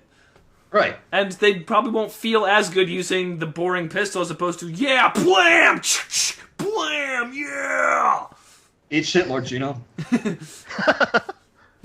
Oh, man. I have to abort that joke. I can't make that the only thing that's taken away from this fucking podcast, besides fuck Ruby. Oh, man. Okay. So since we're talking about the cool weapons, let's talk about two of the best cool weapons in Jack and Casie. The really long pistol and the knife with a scope. Shit. Fuck. Oh. So, okay, those two fucking weapons have given me a lot of stress. And why? They're so good, though. They are good. No. That's the thing. They are good, but they're a really tough act to follow. Oh, okay. So, with the emphasis on characterization, right? Mm-hmm. So, I'm gonna let you in on a little secret. This is something that gets established more in the narrative as the game goes on. But the reason why some guns are better than other guns isn't because the guns are objectively better. Like, as you go through the game, the guns don't really, like, change a lot. You really just get closer to the capital, right? And Casie has a very specific taste in guns. So she's not using escalatingly better guns. She's using guns she's more familiar with. And that's the reason why damage increases and, like, accuracy increases. And, like, she can pull off more bullshit with them. It's sheer character-driven, like, quote-unquote progression. And only because of the narrative surrounding it, like the context, right? Mm-hmm. The context for the guns, like the tack knife and the long hand, are still, like, completely serious. And the joke is how, even though they're completely serious, these guns still manage to exist. Like, we live in a world where tack knife exists for a reason. It's not just because, like, it's not like a Borderlands thing where it's like, well, we had infinite money, and we're a big corporation that is just really violent and we don't care about our customers. It's some guy in some garage was like, okay, I need to stab a guy, but also what if I want to look at someone from a long way away? I'll make a tack knife. I'll make a knife and I'll put a scope on it, right? Like, there's always a story behind these fucking things. Mm-hmm. And that's philosophy of where could this joke possibly be going means there's a lot of thought put into everything past tack knife. Like, there's a new item that I'm workshopping. I'm not even sure if I'm going to put it in the next version. It's a gun with a loudener. It's a gun with like a trumpet on the end. Oh. Instead of a silencer. Yeah, exactly. And it's like, if you're already shooting the guy, you may as well. It presumably has a use, right? Like, you could rationalize it any way you want. You could say, like, it's for hunting birds, because you shoot the loudener and the birds are like, oh shit, what the fuck? And then you shoot them with the gun and they're like, oh shit, it was a gun, and they die. Mm-hmm. So there's a storytelling element, but at the same time, it's like you give the gun to Casie, and Casey's like visibly she has one hand in her ear and the other hand like holding up the gun. She's like, she really doesn't want to shoot it, and like, oh yeah, it's a Gilligan cut after you deal the damage, because Casey's not even looking when she fucking fires a gun, but she still managed to land the shot. And this is still another fucking... This is turning into something actually really intelligent. And yeah, now I really want this in the fucking video game. And the camera cuts back to Casie, and you see her literally not even looking at the target. Like, she was not aiming at the target, and she just fired off of sheer muscle memory, and she still hit the target. Now you've got character development. Now you have the information that Casie can hit you literally not looking at you. So along those lines, the longhand was one of my favorite weapons. I like the inventive stuff like that, but also there's a scooter in the armor prototype. Yeah, Like, there is. I have thrown that thing a couple of times. It's good, but the space. It's a large. It's a big thing. Yeah. So wait, what are you asking me exactly? why? I thought it was cool. Like, honestly, I'm not sure if I can even give you a better explanation than that. It's so the idea of the scooter was that I was introducing a new class of quote-unquote weapons that are just large objects. And before the armor prototype, I was experimenting with a generator item, which is just a big power supply that you can use to infinitely charge batteries, right? And it's super useful, and it's super large, and you have to make a deliberate choice whether or not you're going to bring the generator and basically have infinite battery, so you can always be, like, cooking and always be using the thunderhead that Jack gets, and you always have that line of thought, you always have that, like, angle, but at the same time, you're wasting all that space. But, to make it a little bit more attractive, super heavy weapons like this, that's the class of this kind of, like, generator, scooter, fucking engine block kind of weapon. The upside is that they're actually pretty effective, because Casie is actually really good at throwing stuff, but they're also big and dumb, and they're not a gun, so they don't actually deal that much damage relative to getting shot. Oh man. So the scooter is just the last vestige of this super heavy thing that made it into the armor prototype. And the generator might still make it in, but I'm still thinking about it. Like, I'm not really sure exactly how to play it. I'm not sure how useful to make it, I guess. Yeah, because, like, ammo management is pretty important, because ammo takes space, too. And, like, if you have the scooter, if it were any smaller, it would be an infinite-use weapon with decent damage that people would just want to grab and hold on to. Exactly. Yeah. Like the tech knife, which is a big problem for me. So, a different problem for me is you can find the longhand basically once when you're going through Jack and Casie. And if you get it, great. And if you don't, then you have to use something like the hunting rifle for sniper damage. And the hunting rifle is so big and so bulky, and compared to the longhand, where one square gives you 3 bullets of longhand, you have to give up 2 squares for 1 more shot with the hunting rifle. Right. I know exactly what you mean, and that's kind of the thing that makes Jack and Casie a little bit more of a roguelike and roguelites. And I'm trying to actually move away from it in the the draft prototype, because there's an introduction of a new system called the buyback system, and it just allows you to buy back items that you've lost in the past run, assuming that you died, right? Yeah. So if you find a unique weapon, you can keep it, but it's expensive. Well, how expensive? Because in the armor prototype, if I die, I come back with like 50 zenny. Okay, it's definitely not going to be that expensive. I'm thinking of just removing the zenny penalty for wiping out entirely, because it doesn't make any sense from a lore perspective, and it's kind of a pain in the ass in the gameplay perspective, right? Like, yeah. honestly, if we were in a situation where it was like, no, it's actually really funny that Jack has to pay off, like, the enemy to just let them leave, then I would probably leave it in. But there's not really a decent reason, and Jack and Casie is, at least on some level, a narrative game. So, back to the drawing board, I guess. Yeah, because in both prototypes I ran into issues where, like, in the armor prototype I barely had any money, so if I died somewhere, I could try and resume at a checkpoint, but I would have nothing on me, and I especially wouldn't have extra shotguns for the Grasswhistlers, which are bloody everywhere. Which, yeah, that's the worst thing that could possibly happen. Yeah, and then in the first prototype, like, last night when I was playing, like, I had a good thing going, and then something did 5 damage. Oh crap, wasn't ready for 5 damage. And then I come back with 4 fucking HP! Not even full HP, 4. And the shop... Yeah, I know, right?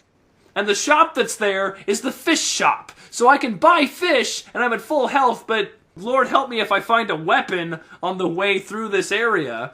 and I certainly don't have the long hand anymore, so, like, my whole game flow got changed by that experience, and, like, I can't ever get back what I had, and I'm having trouble, like, building up what I need to finish the rest of that prototype.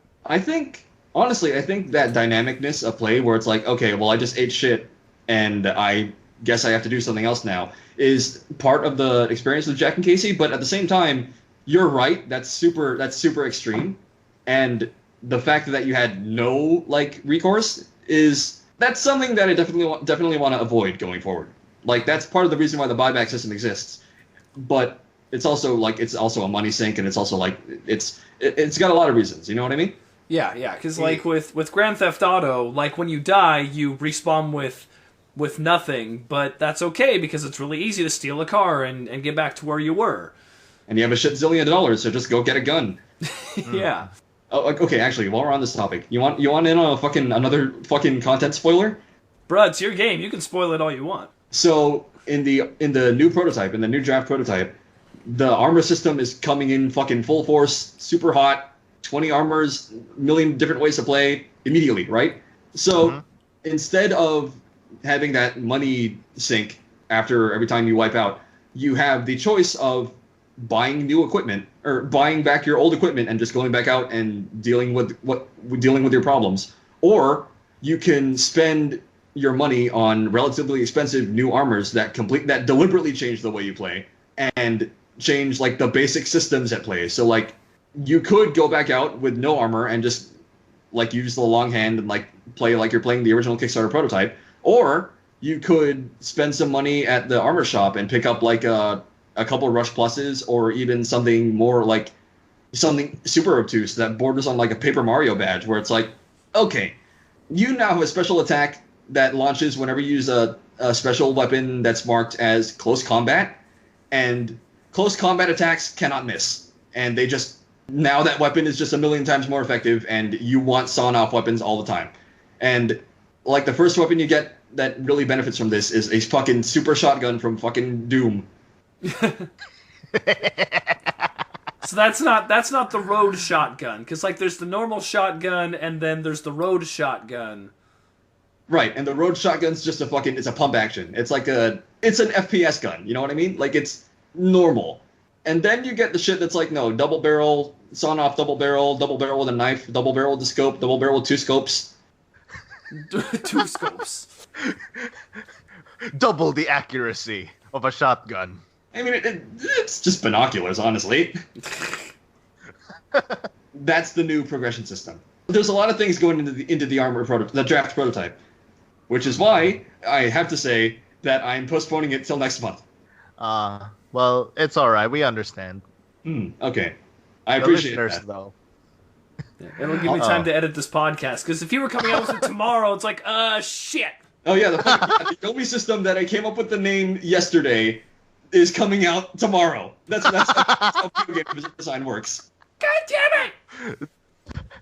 Don't worry, we have time travel here. It'll work out. When this baby hits 88 shitposts per second. You can read the mind of the opponent. As long as we shoot Lord Genome. Yeah, exactly. As soon as we hit 88 Lord Genomes per second. That poor man. Mm-hmm. You know, with all the different mechanics you're bringing in, I think it would do a world of good to tone down the difficulty in general, because one of my favorite games ever is Final Fantasy Tactics. And I love it because it's kind of like Angry Birds. If you brute force it enough, if you really try, you can win any battle. And the extra guns and mechanics are there as rewards. Like, if you take the time to learn how the game works, you can go, holy shit, I'm doing so much more, this feels awesome. And then the learning is a reward for, you know, playing the game and understanding it, and then you're encouraged to do multiple playthroughs. Because, like, I tried playing Bravely Default back in the day, and it really grinded my gears because you needed one specific ability from one specific class to advance at a certain point, and it's like, really, you're gonna bottleneck me here with all these options that I allegedly have?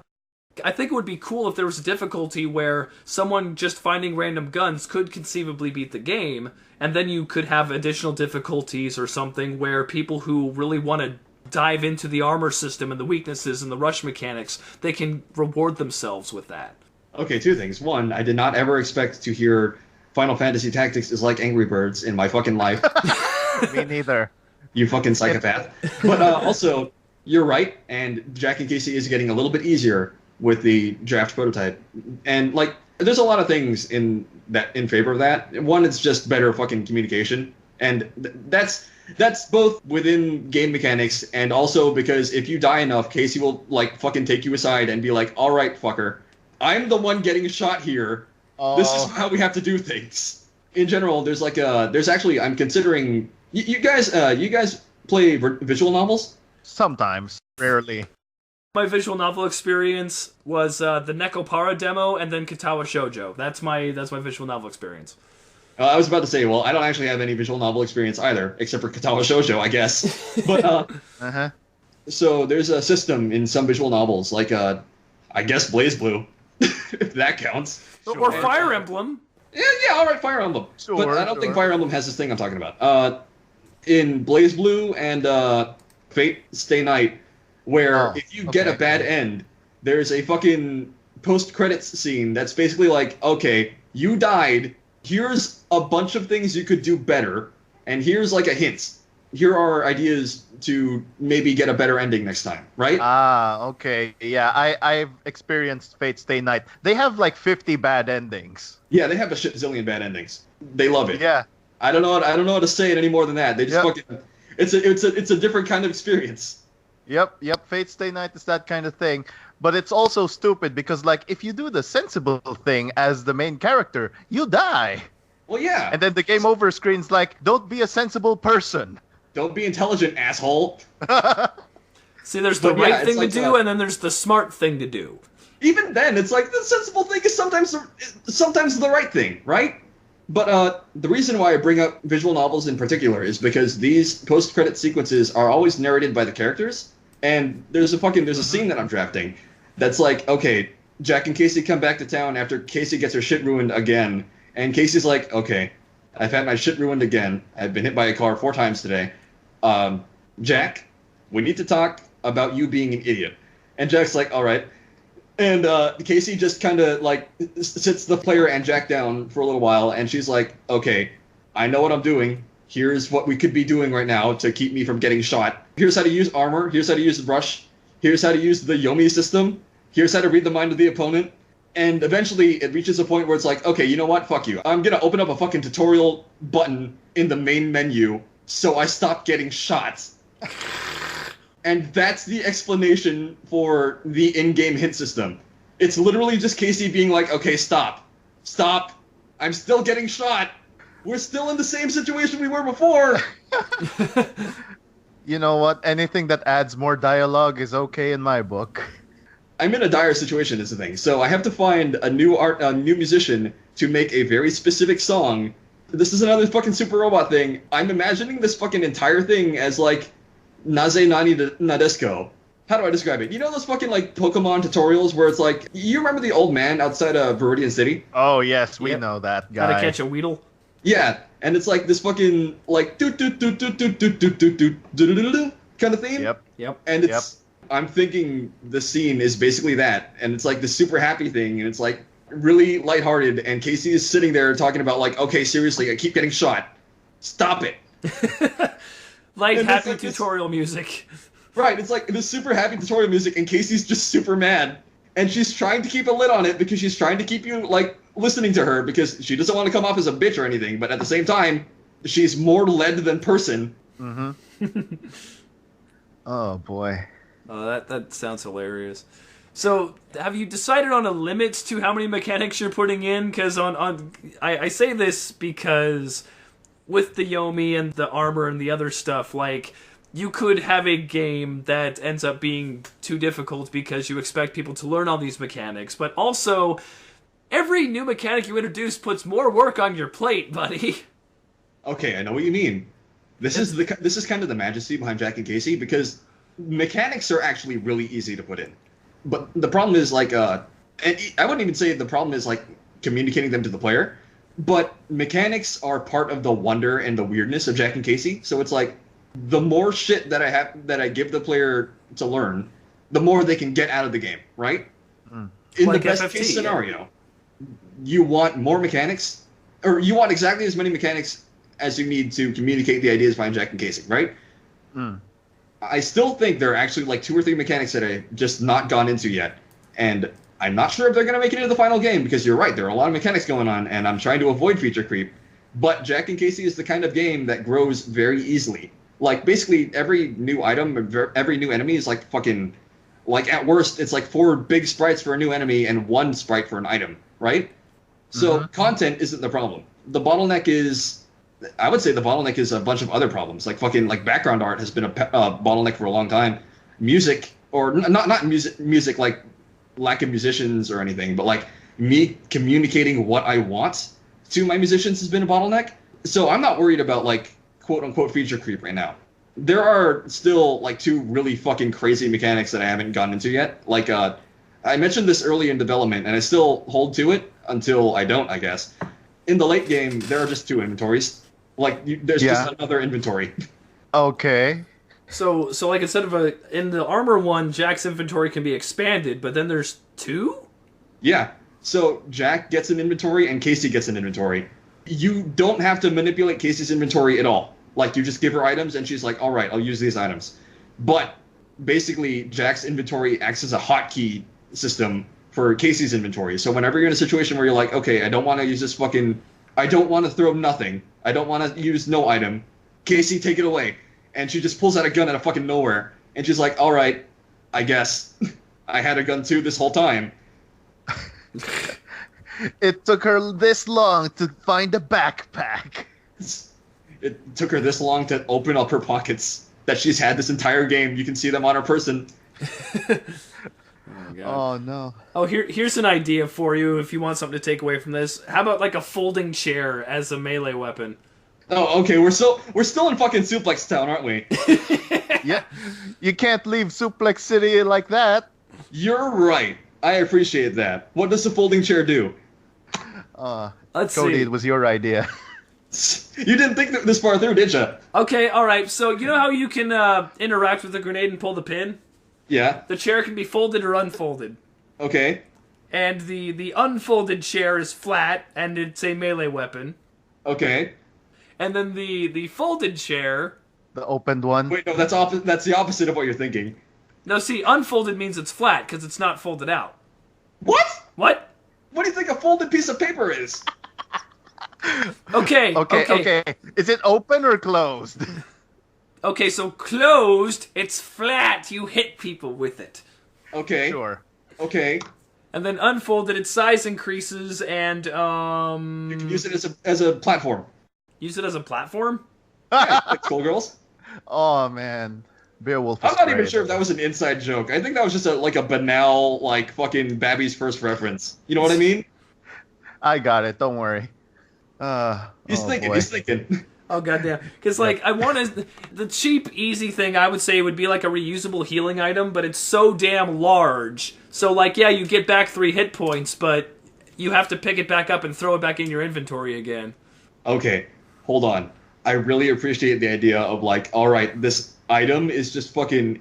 Casie just sits there and is, like, super tired for a second, and she's, like, staring into space, and it's, like, a fucking, like a 10-second shot of her just sitting there and being, like, I've been shot, like, 30 times today. I think I've got a tire shred across my face. I'm not sure. I don't want to ask Jack because it could be embarrassing. This is kind of another thing behind Jack and Casie, and it's like a big tenet of the narrative, where it's like, hold on a second. Wait, no, hold on. I just realized something else, but like this is a big tenet of the narrative, where it's like, it's so fucking mundane, even though everything's crazy. Like, everybody's just kind of tired, and everybody's just, like, talking about completely rational, pragmatic things, like, yo, you shouldn't go to the Capitol because it's a million miles away. At least use a car, idiot. Or, don't go into the super robot zone. That's where the super robots live, and they shoot guns. And you don't have a gun, I don't think. Do you? Okay, you do. I guess that's fine. Fine. Go have your super robot war, idiot. And everybody's making these totally fucking mundane statements, and then you look up, and there's a super robot war going on. And the fucking idea that Casie just kind of sits there, and she's like, I forgot about the super robot war. Now, keep in mind, if they use it outside of battle, their progress is halted because she's sitting down. Yeah, but like that's a very different problem. That's like, okay, Casie, we have to go, and she's like, no, I don't want to get shot by a super robot right now. Hold on. Would you just give me fucking 5 minutes? How about you get shot by some fucking super robots, you asshole? You fucking trash can. Press F for trash can shield. That's a nice grenade. Can you hand me the pin for a second, Jack? Thanks. And Casie just fucking sits there and doesn't say a damn thing, and just waits. That's a very Casie answer, I think. Yeah, it's kind of easy to forget, like, oh yeah, they're just fighting robots and shit. And then there's like, oh man, they're just the fighting robots part is the normal part for them. Exactly. Like that is what eventually. So we're getting back to that fucking RPG, the origins of Jack and Casie, right? So I think that idea of the world is just mundane eventually mutated into, okay, everybody lives in this fucking frontier where everybody's super tough apparently, and there's a super robot war going on at all times, and literally it's just there. It's just part of their society. Nobody really seems to mind unless you're getting shot, and even then you can just shoot back or something, or you can just leave. But it's just a totally mundane thing that Jack is really weirded out by. Everybody else is like, yo, fucking super robot war. Fucking just shoot your gun, wear some armor, don't go into the super robot zone, deal with it. Just live your life, because we've been doing this for years. It's just fine. And Jack wanders into the fucking world, and he's like, what the fuck is going on here? What do you mean you can take bullets? I can't take bullets! And Casey's like, I can't take bullets either, idiot. And she's like, shaking out bullets from her fucking fur. Oh man. Jingle jangle on the floor. I've got spurs that jingle jangle jingle, and she's like, no, but really, I do. They hurt. Oh boy. Oh jeez. So can we ask really quickly about the Kickstarter? Sure, shoot. What's up? All right. So you successfully raised, I think it was $36,000. Yep, more money than I've ever seen in my life. Yeah. So my first question is, did you get Bayonetta on Steam? Yes. Yes, I did. Good. Okay, because that was the first stretch goal. The second. Hold on. I gotta fucking before you get into that, I gotta fucking make a fucking confession. I did get Bayonetta on Steam, but I also embezzled a little money to buy Vanquish on Steam. I'm sorry. I'm sorry. Don't write articles. It was on sale. The court of internet law looks down upon thee. Oh no, Kotaku, get out of here. Oh no, shame. I can't wait. Shame. Don't stop writing videos. Oh well. Oh my god. We've had a couple different people on here with Kickstarter projects, and I love asking because, like, some of the general techniques are the same. You know, you gotta be active on social media, you gotta make sure people hear about your game, you want to build a presence beforehand. So, you know, what was your approach to this Kickstarter project? You know, how did you get people interested in having them hand you money? Okay, so there were 3 steps. One was, get on social media, but, like, that's not really... I wouldn't even really call that a step, you know what I mean? Like, that's just something that you do. Like, I've been making games for a long time, and I had a social media presence because I made games and I wanted to talk to people about them. So I didn't even want to say, like, yo, buy my game. I just wanted to say, yo, look at this video game.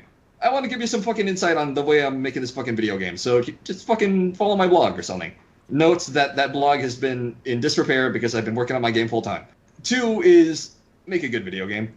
I'm sorry, I don't know how to say that any better. I don't know how to say that any fucking more sensitively, but, like, there are some games out there that are just, like, undercooked.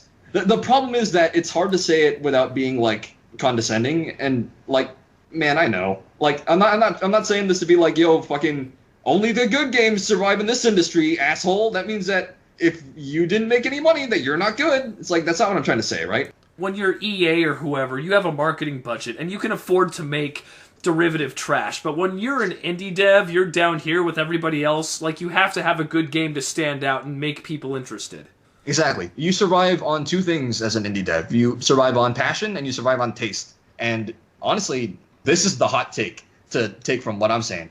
I think taste, and when I say taste, I mean, like, not just fucking, like, quote-unquote haute couture good taste, like having an idea of what the zeitgeist likes.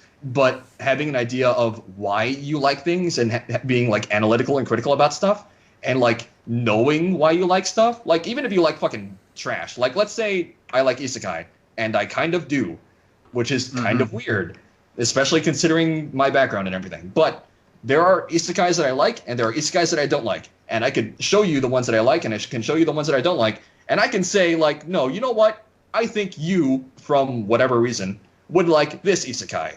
That's what taste is. And having the ability to pick an audience and, like, use your taste to discern what your audience would actually like is really important. That and having the drive to actually go for what you want to make and actually have like a line on what exactly you're trying to do is super important in this industry. The thing that makes this clear as crystal in my head is the game that I worked on before Jack and Casie called Star Signal 144. It was a fucking Metroidvania starring a girl who turned out to be a robot. In a bunch of ways, it was like proto, like really early, dumb idiot Jack and Casie. And the thing that I didn't get, the thing that made me jump from Star Signal to Jack and Casie was this understanding of taste. Because I hate Metroidvanias. Oh, okay. But I was making one, and I was like, what am I doing with my life? Why am I here? Just to suffer? And eventually, I decided, you know what? Fuck it. I'm going to make a fucking character-driven fucking bullshit RPG that's crazy and doesn't make any sense, but on purpose. And also nostalgia, I guess. And then eventually that crystallized into, no, okay, hold on. Let's actually think about this nostalgia thing for a second. Okay, let's make the Digimon dub. Oh, no. All right, so going back to that, I'm assuming that you tried to make a Metroidvania because they were the hot commodity at the time? Oh, no, I wanted to make it because I figured, you know what? I have ideas. I can make a cool thing out of this concept. And then I thought about it, and it's like, okay, I could, but I'm having no fun. And I don't think I'm saying anything interesting. I'm making a game where it's like, yeah, you can fire nails into walls, and you can climb up the wall using the nails, and you can manipulate the environment by fucking rocket jumping around and everything. But, like, that's not really new or hot or even gets along with the story I was trying to tell. Like, in Jack and Casie, everything fits the narrative, right? Like, the basic gameplay is Jack trying to get along with Casie, and that like, reveals itself through combat, right? And the way that they interact during combat. And that's where fucking dicking around with Casie comes in, and that's where the characterization with Casie comes in, and Jack's characterization, and all that, right? But in Star Signal, you were a fucking Metroidvania person with basically no character except for the people you talk to, which was super at odds with what I wanted to do with the game. So my ability to be like, you know what? This is a mistake. Let's go do something more my speed was super important. So you need to know when to quit, which is a weird fucking thing to say for someone who's really passionate about stuff. But sometimes you just make the wrong decision, and you're like, okay, fuck, I'm going back to guns. Well, yeah, no, the sunk cost fallacy is a real thing, and you gotta know, like, okay, what am I doing here? If I stay here, what's going to happen? That's super prevalent in indie devs, and it's something that people don't really talk about because it's kind of like, I don't even think it's a dirty secret. It's something that people don't want to admit. You know, like, they don't want to admit that they were wrong because they're fucking, like, they have an ego or something, or they have, like, some other problem. Like, they don't want to admit that they were wrong because they told all their friends that they were right or something. This is a huge problem in the indie industry because a lot of indies are fucking OMA, which stands for One Man Army. A lot of people get caught up in these, like, characters that they make or something, and it's gross. It's a big problem. Well, part of it, to me, is that video games are some of the most complicated pieces of media that you could possibly make, because it's not just art, it's not just music, it's not just gameplay. You know, it's not just story, it's all four and then some. So, for you to even barely get anything off the ground takes a whole awful lot of time. So instead of, you know, because, like, anyone who's, like, sketching something, right? You can sketch a picture in 5 minutes, and you can decide, you know what, that's not a good sketch, and you can toss it. But to make any sort of gameplay prototype takes forever. Takes weeks at least. And I'm saying this as somebody who I think I'm relatively fast. You know, like, I nailed the Jack and Casie original prototype in 2 days. So I assume I'm pretty quick. And at the same time, it could take me fucking weeks to nail a good design for like the change to Grasswhistle. Like, it's a really minute design change, right? Like, it's fucking, okay, so what if he just had negative defense and there were items that capitalize on negative defense, and also in general, all what weapons did more damage. So Grasswhistle in general is just built to die, but also there's a lot of him, right? And like that's a relatively simple design choice. That's basically just make him easier to kill. But the fine points of it and like the execution and the testing and everything, that could be forever. Fuck. Yeah, like with a sketch or like a piece of music or something, you can spend a couple minutes with and go, you know what, I don't like where this is going, and you can move on. But with gameplay, like there's so many little levers you can pull. And this gets worse in certain circles. Like, you know as well as I do, fucking RPGs and narrative games.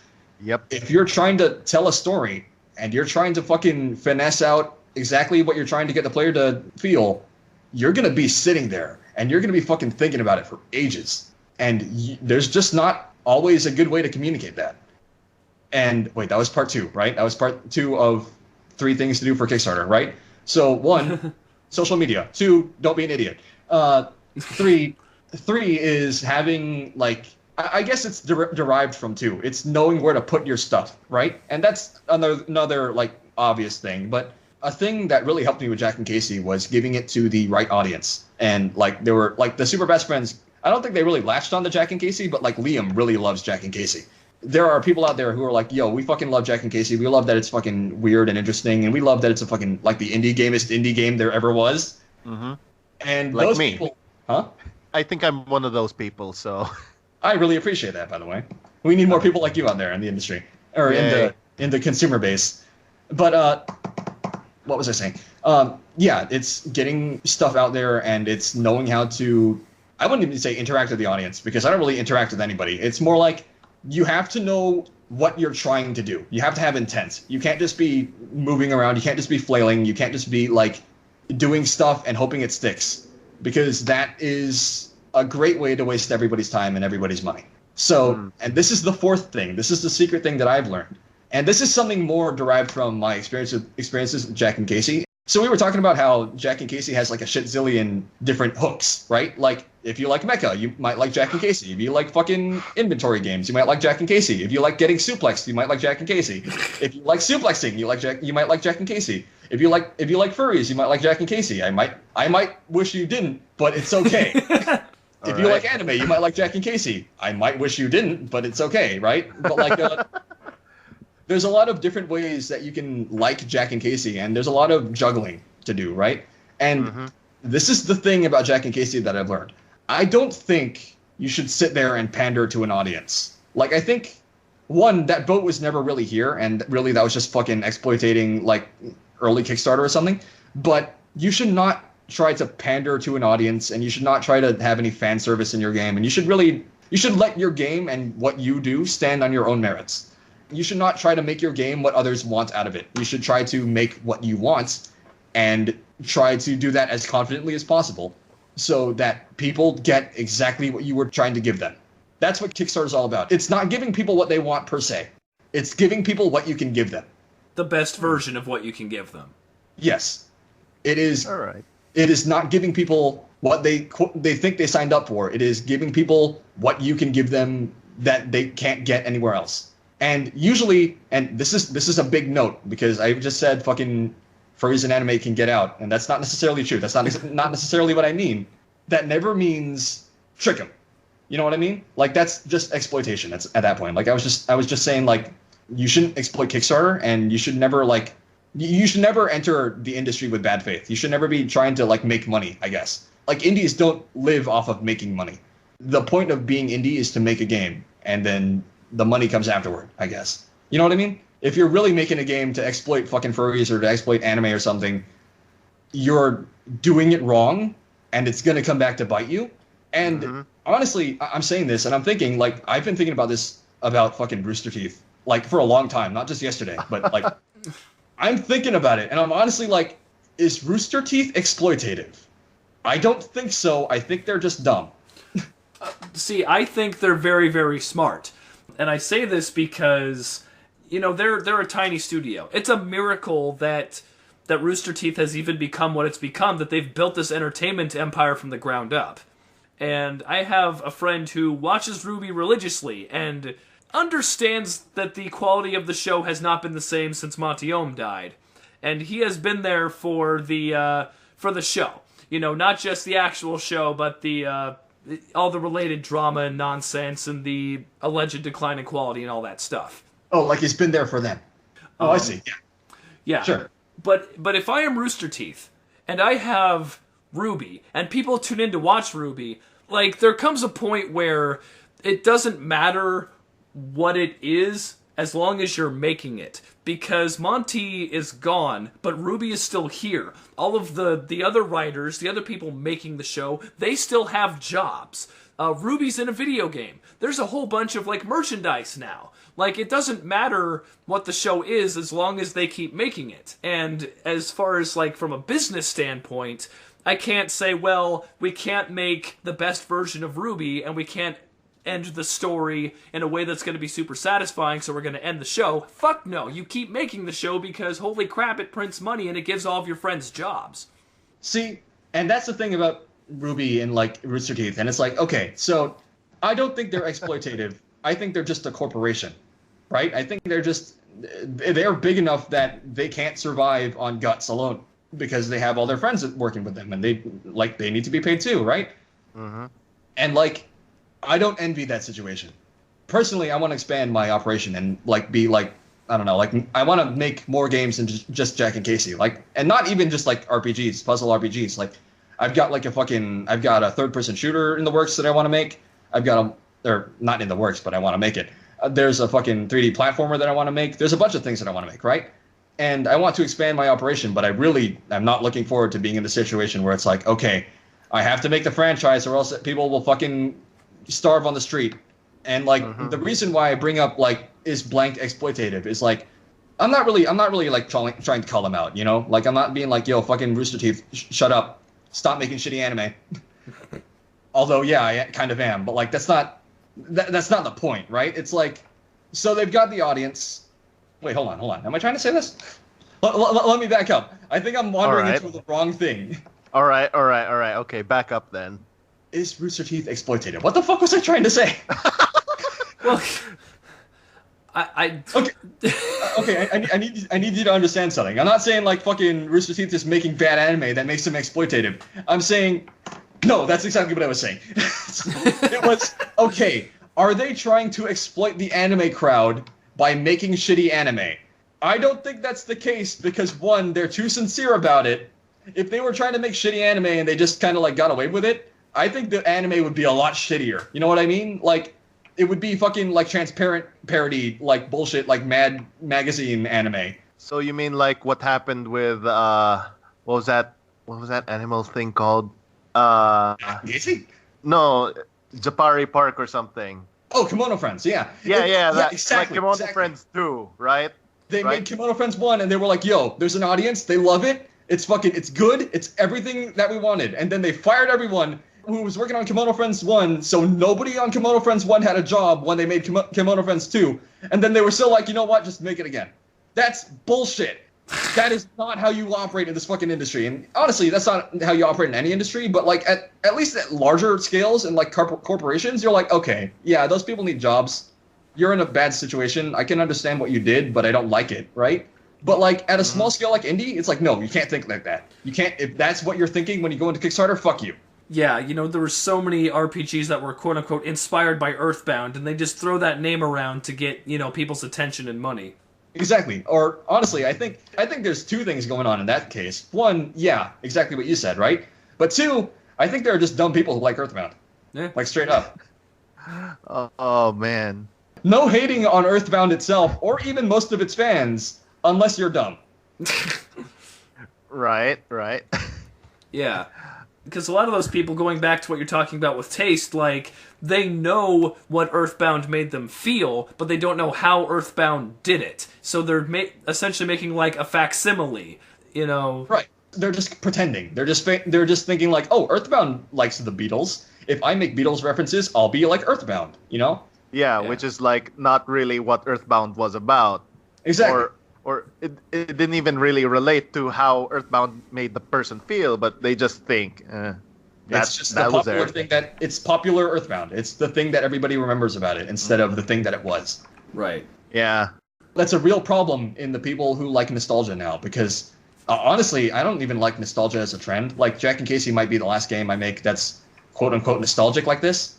I mean, I'm going to probably continue making games that are like Super Robot shit, but that's not out of nostalgia. That's because I like Super Robot. You know what I mean? Yeah. But right. The problem I see with nostalgia and like the nostalgia cycle and like the way that the industry and like all industries, I guess, are going now, like the entertainment industry as a whole, is like ruthlessly nostalgic. Like Miyamoto said this thing where it's like you shouldn't be making games based off of other games. You should be basing games off of your experiences in real life, right? Right. We are at a point where games are based off of other games.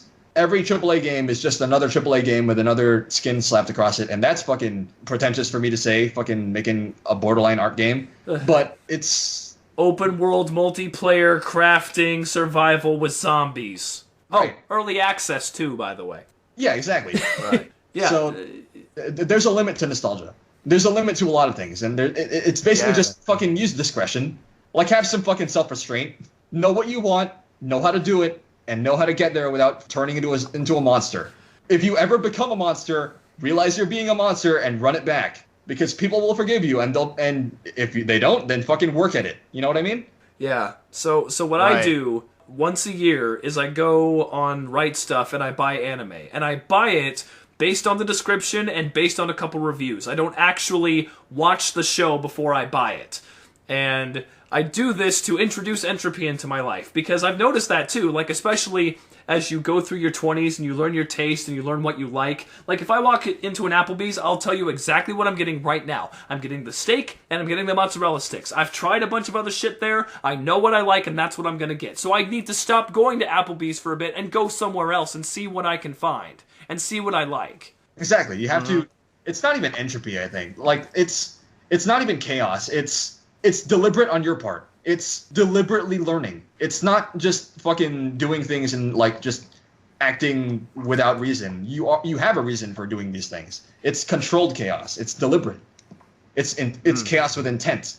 Yeah. And going back to your point about nostalgia, I think it's just cheaper. I think, like, as far as these entertainment companies go, like, between 2012 and now, what's really come out? We've got all these remastered editions of things. We have games that are getting ported to PC finally. We have games that are going from, like, the PS2 to Switch to PC, like fucking Disgaea. Like a PS2 game from... Disgaea. Yeah, Disgaea's been on PC for a little while now. Like, holy crap. But, you know, I think it's just cheaper for them to mine that nostalgia. And, like, frickin' Nickelodeon. Hey Arnold got a movie a couple years ago. Rocko's Modern Life has a movie that's supposed to come out, but now it's going to Netflix because Nickelodeon doesn't want to release it for some reason. Oh, Christ. Even they're like, oh, we've made a mistake. Yeah, but, like, frickin'... Yeah, nostalgia's huge. And I see that, you know? It's, I think, because mathematically, you know, as a teen, that's the most impactful time in your life. Like, the hormones are going to hit you the hardest there. So, I listen to Evanescence and Linkin Park, so I still love them. Like, I'll find other bands that I like, but Evanescence and Linkin Park, they occupy that special moment in time where I hated everything except Evanescence and Linkin Park. Honestly, I think there's a lot going on in the nostalgia machine, and, like, that's part of it, right? It's the easiest, and it's like it's mathematically cheaper, and it's all that. I think this is also worth mentioning after my fucking foibles with mismanagement over the course of the Kickstarter. I think part of the reason why nostalgia is so popular, and why RPGs in general are not, is that it's really easy to get someone to make something that already exists, and just modify a little bit of it, right? But how the fuck are you going to organize a group of people who don't know what they're doing and don't know how to, like, understand what you're trying to say into making a new game? You know what I mean? Like, how would somebody, like, I don't even know how I would describe, like, yo, I want to make an inventory action game.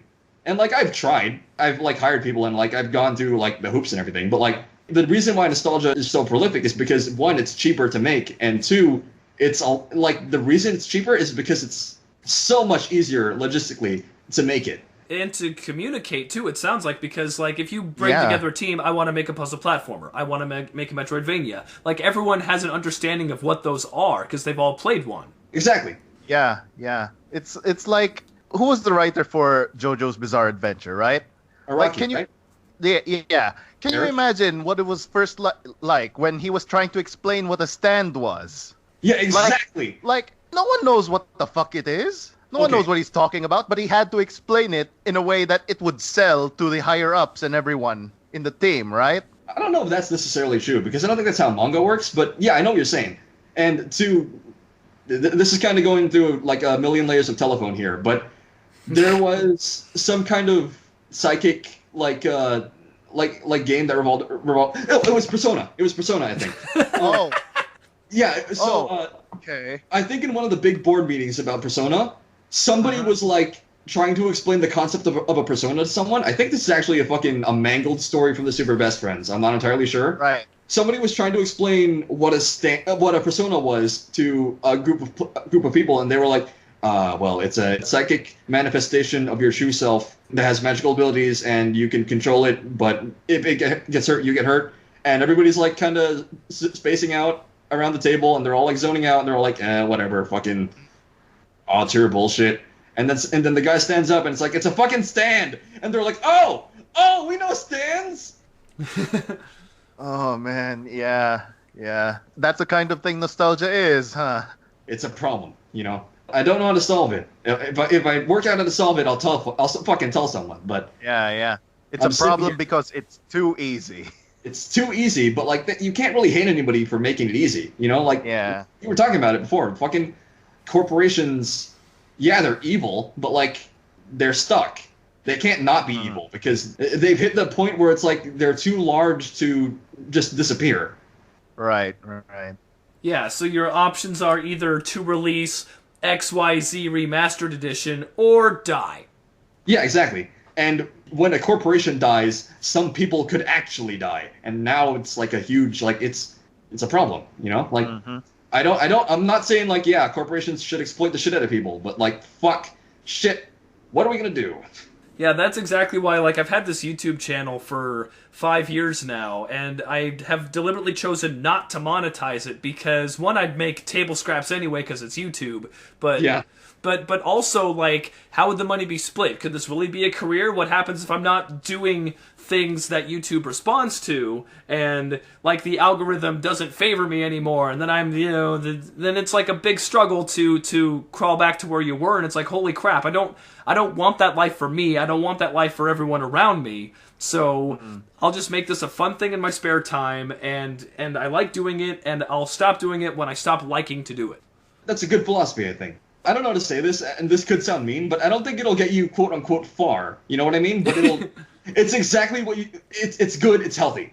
You know what I mean? Yeah, someone's gonna steal everything I've done and, like, monetize it, I'm sure. Like, having been on 4chan for 12, 13 years, like, people make memes, and they make them out of the goodness of their heart and, out of the situation that arose from it, and then some jackass is gonna steal it and put it on a shirt. And that's the way life is.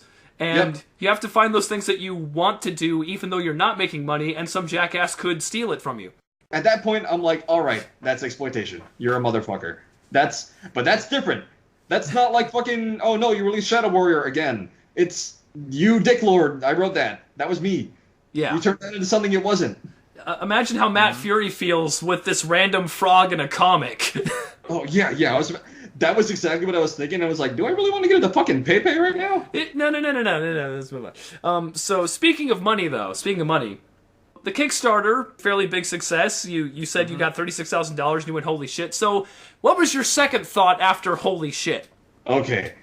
Okay. The first thought was, holy shit. The second thought was, okay, is this enough for a team? I want to expand, but should I expand right now? The answer was no. But, it was like, okay, I don't need all this money. The reason I ran the Kickstarter was, okay, I need this money. I need this much money to justify continue working on the game, and I need this much money to live for this long. And I'm not sure if the game will come out this fast, but here's hoping, and like, just fucking optimism, right? And then the Kickstarter did well, and I was like, oh, huh. Although, okay, I'll be super honest, and this is, now we've gone into total pretentious artist territory, and I'm like, no, you know what? Yeah. This is what I expected. This is exactly how I expected Jack and Casie to go. It's such a good idea. I did what I think is very good work. I think I did all the right moves. I'm not gonna like fucking pretend to like. I'm not saying I deserve it. I'm saying this is what I expected my efforts to eventually lead me to. You know what I mean? Like I put in the effort. All right, fucking vindicted, right? And then I thought, okay, Vindicated, not vindicted. That's different. No, you're right. Vindicted is something else. Vindicted is the sequel to Vindicted is the sequel to Mabinogi. You're right. Oh boy. But yeah, the second thought was, okay, now what? Because the Kickstarter finishes, right? And you get like that fucking day of like, back to work. Mm-hmm. And then it's like, it's work. It's a job, you know? So the thoughts that I've been thinking since the Kickstarter have been, all right, I guess I've got to work. And how much can I work each day before I go insane? Exactly. That's been a very big thought in my head.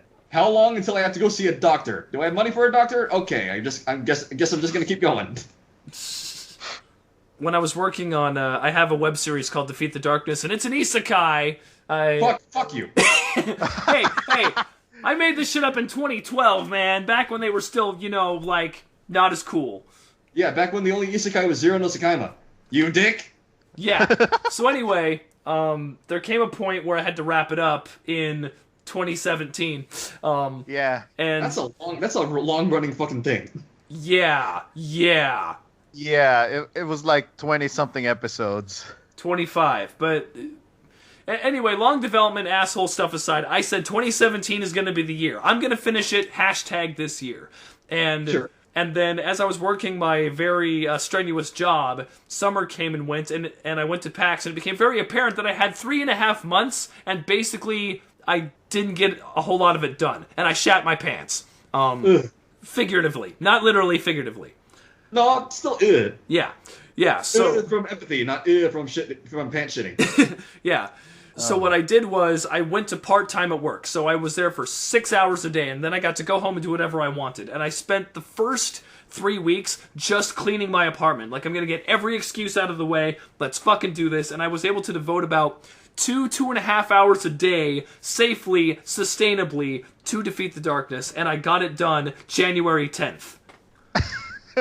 The next year? Well, yeah. But you know what? Like, there was a lot of deliberate delay in that, too, because there was a voice actress who I needed the rest of her lines, and I'm like, hey, I know it's been 3 years, but you want to finish this fucking show?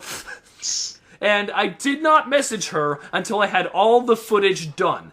Like, I didn't message her until, like, a week before Thanksgiving, which, the holidays probably screwed her up a whole lot. But basically, I had everything ready to go, I knew I was going to get done, and I said, hey, can you please do this for me? And she's like, sure. And then January 10th, she sent me the rest of her lines, and that day I slapped them in and uploaded the last 3 episodes.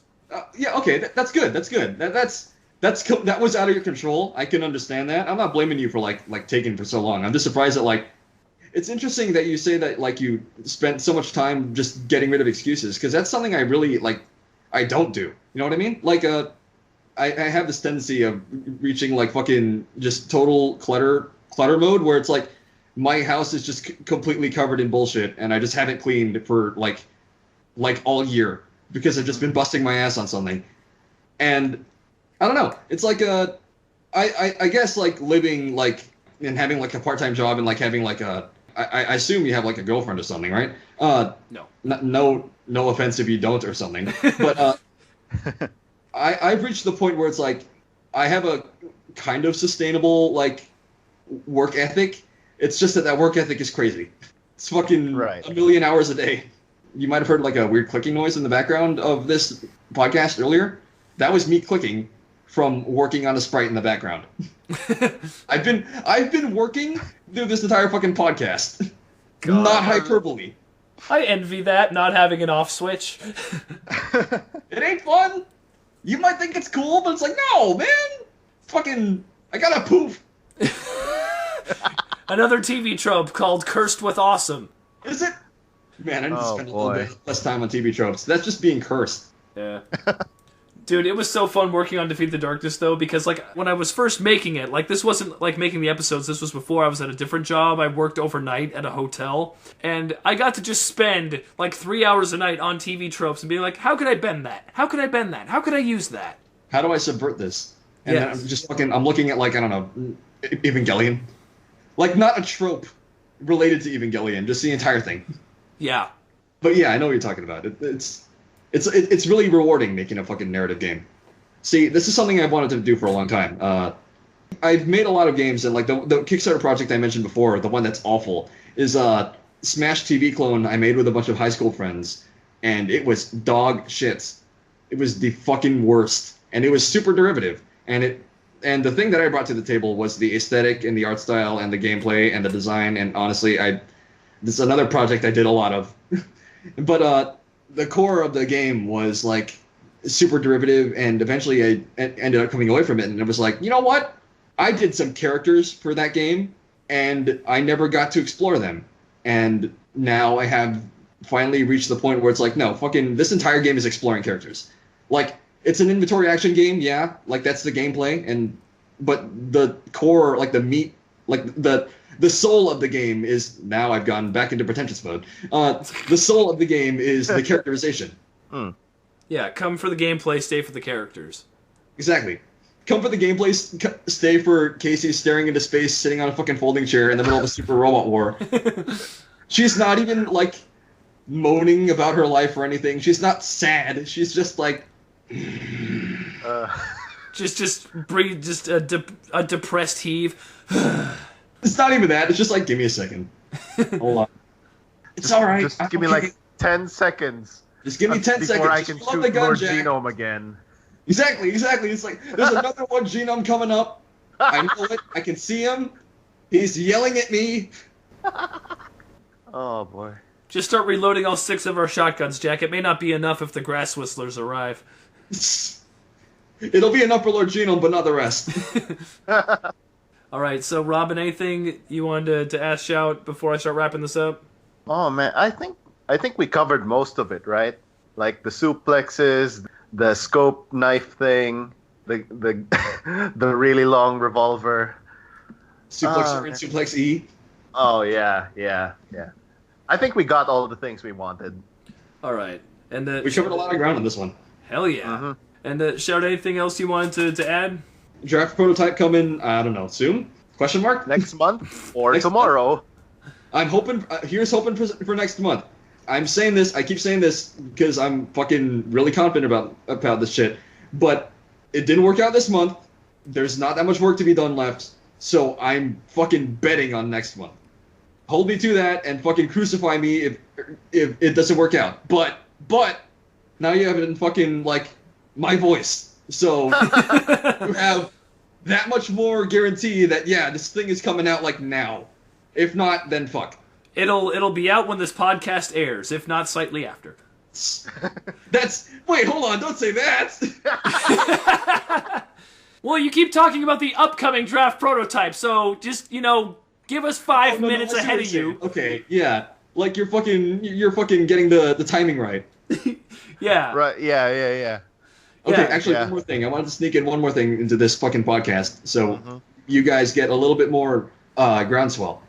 So there's going to be one video coming out before the draft prototype launches, and I'm not sure if it's going to launch during the update or it's going to be like between updates. But there's going to be a huge fuck off like feature demonstration of like the Yume system and like not the buyback system, that's kind of boring, but some more character interactions and characters that aren't Jack and Casie and a bunch of cool shit. And it's just going to be like not quite a trailer, but this is what Jack and Casie is. Get ready for it. Here it comes. It's the Super Robot War. Here comes Lord Genome. Here we go again. Oh boy. All right. And Shout, how can people reach you on the interwebs? You can reach me on Twitter at ShoutScion, and you can reach the Jack and Casie development team, also me, at jackandcasiedevelopment@gmail.com. That is jackandcasiedevelopment@gmail.com. Nice. I'd like to mention that I'm not usually always active on social media right now because I'm busting my fucking ass, but I'll probably respond if you say something. All right. Well, we'll try to send you some exposure bucks later on, I guess. Sick. My kids can't eat exposure bucks. Thank y'all for having me. I had a really good time. Yep, Shout, it's been amazing. Shout is the developer of Jack and Casie with the draft prototype coming up shortly after this podcast. Hopefully, knock on wood. All right, and I had a good time too, man. This is Cody. We'll see y'all next time. And this is Blue Sky Robin. I guess I'm gonna have to get a shotgun and shoot all these birds down again. Lord Genome! Goddamn birds, get away from the windows! Lord Genome, there's a shotgun on the moon! Alright. Suplex the motherfucker. Suplex the moon. The whole moon? All of it? Execute Order 69. Suplex the moon. It's big, sir. Where do I put my hands?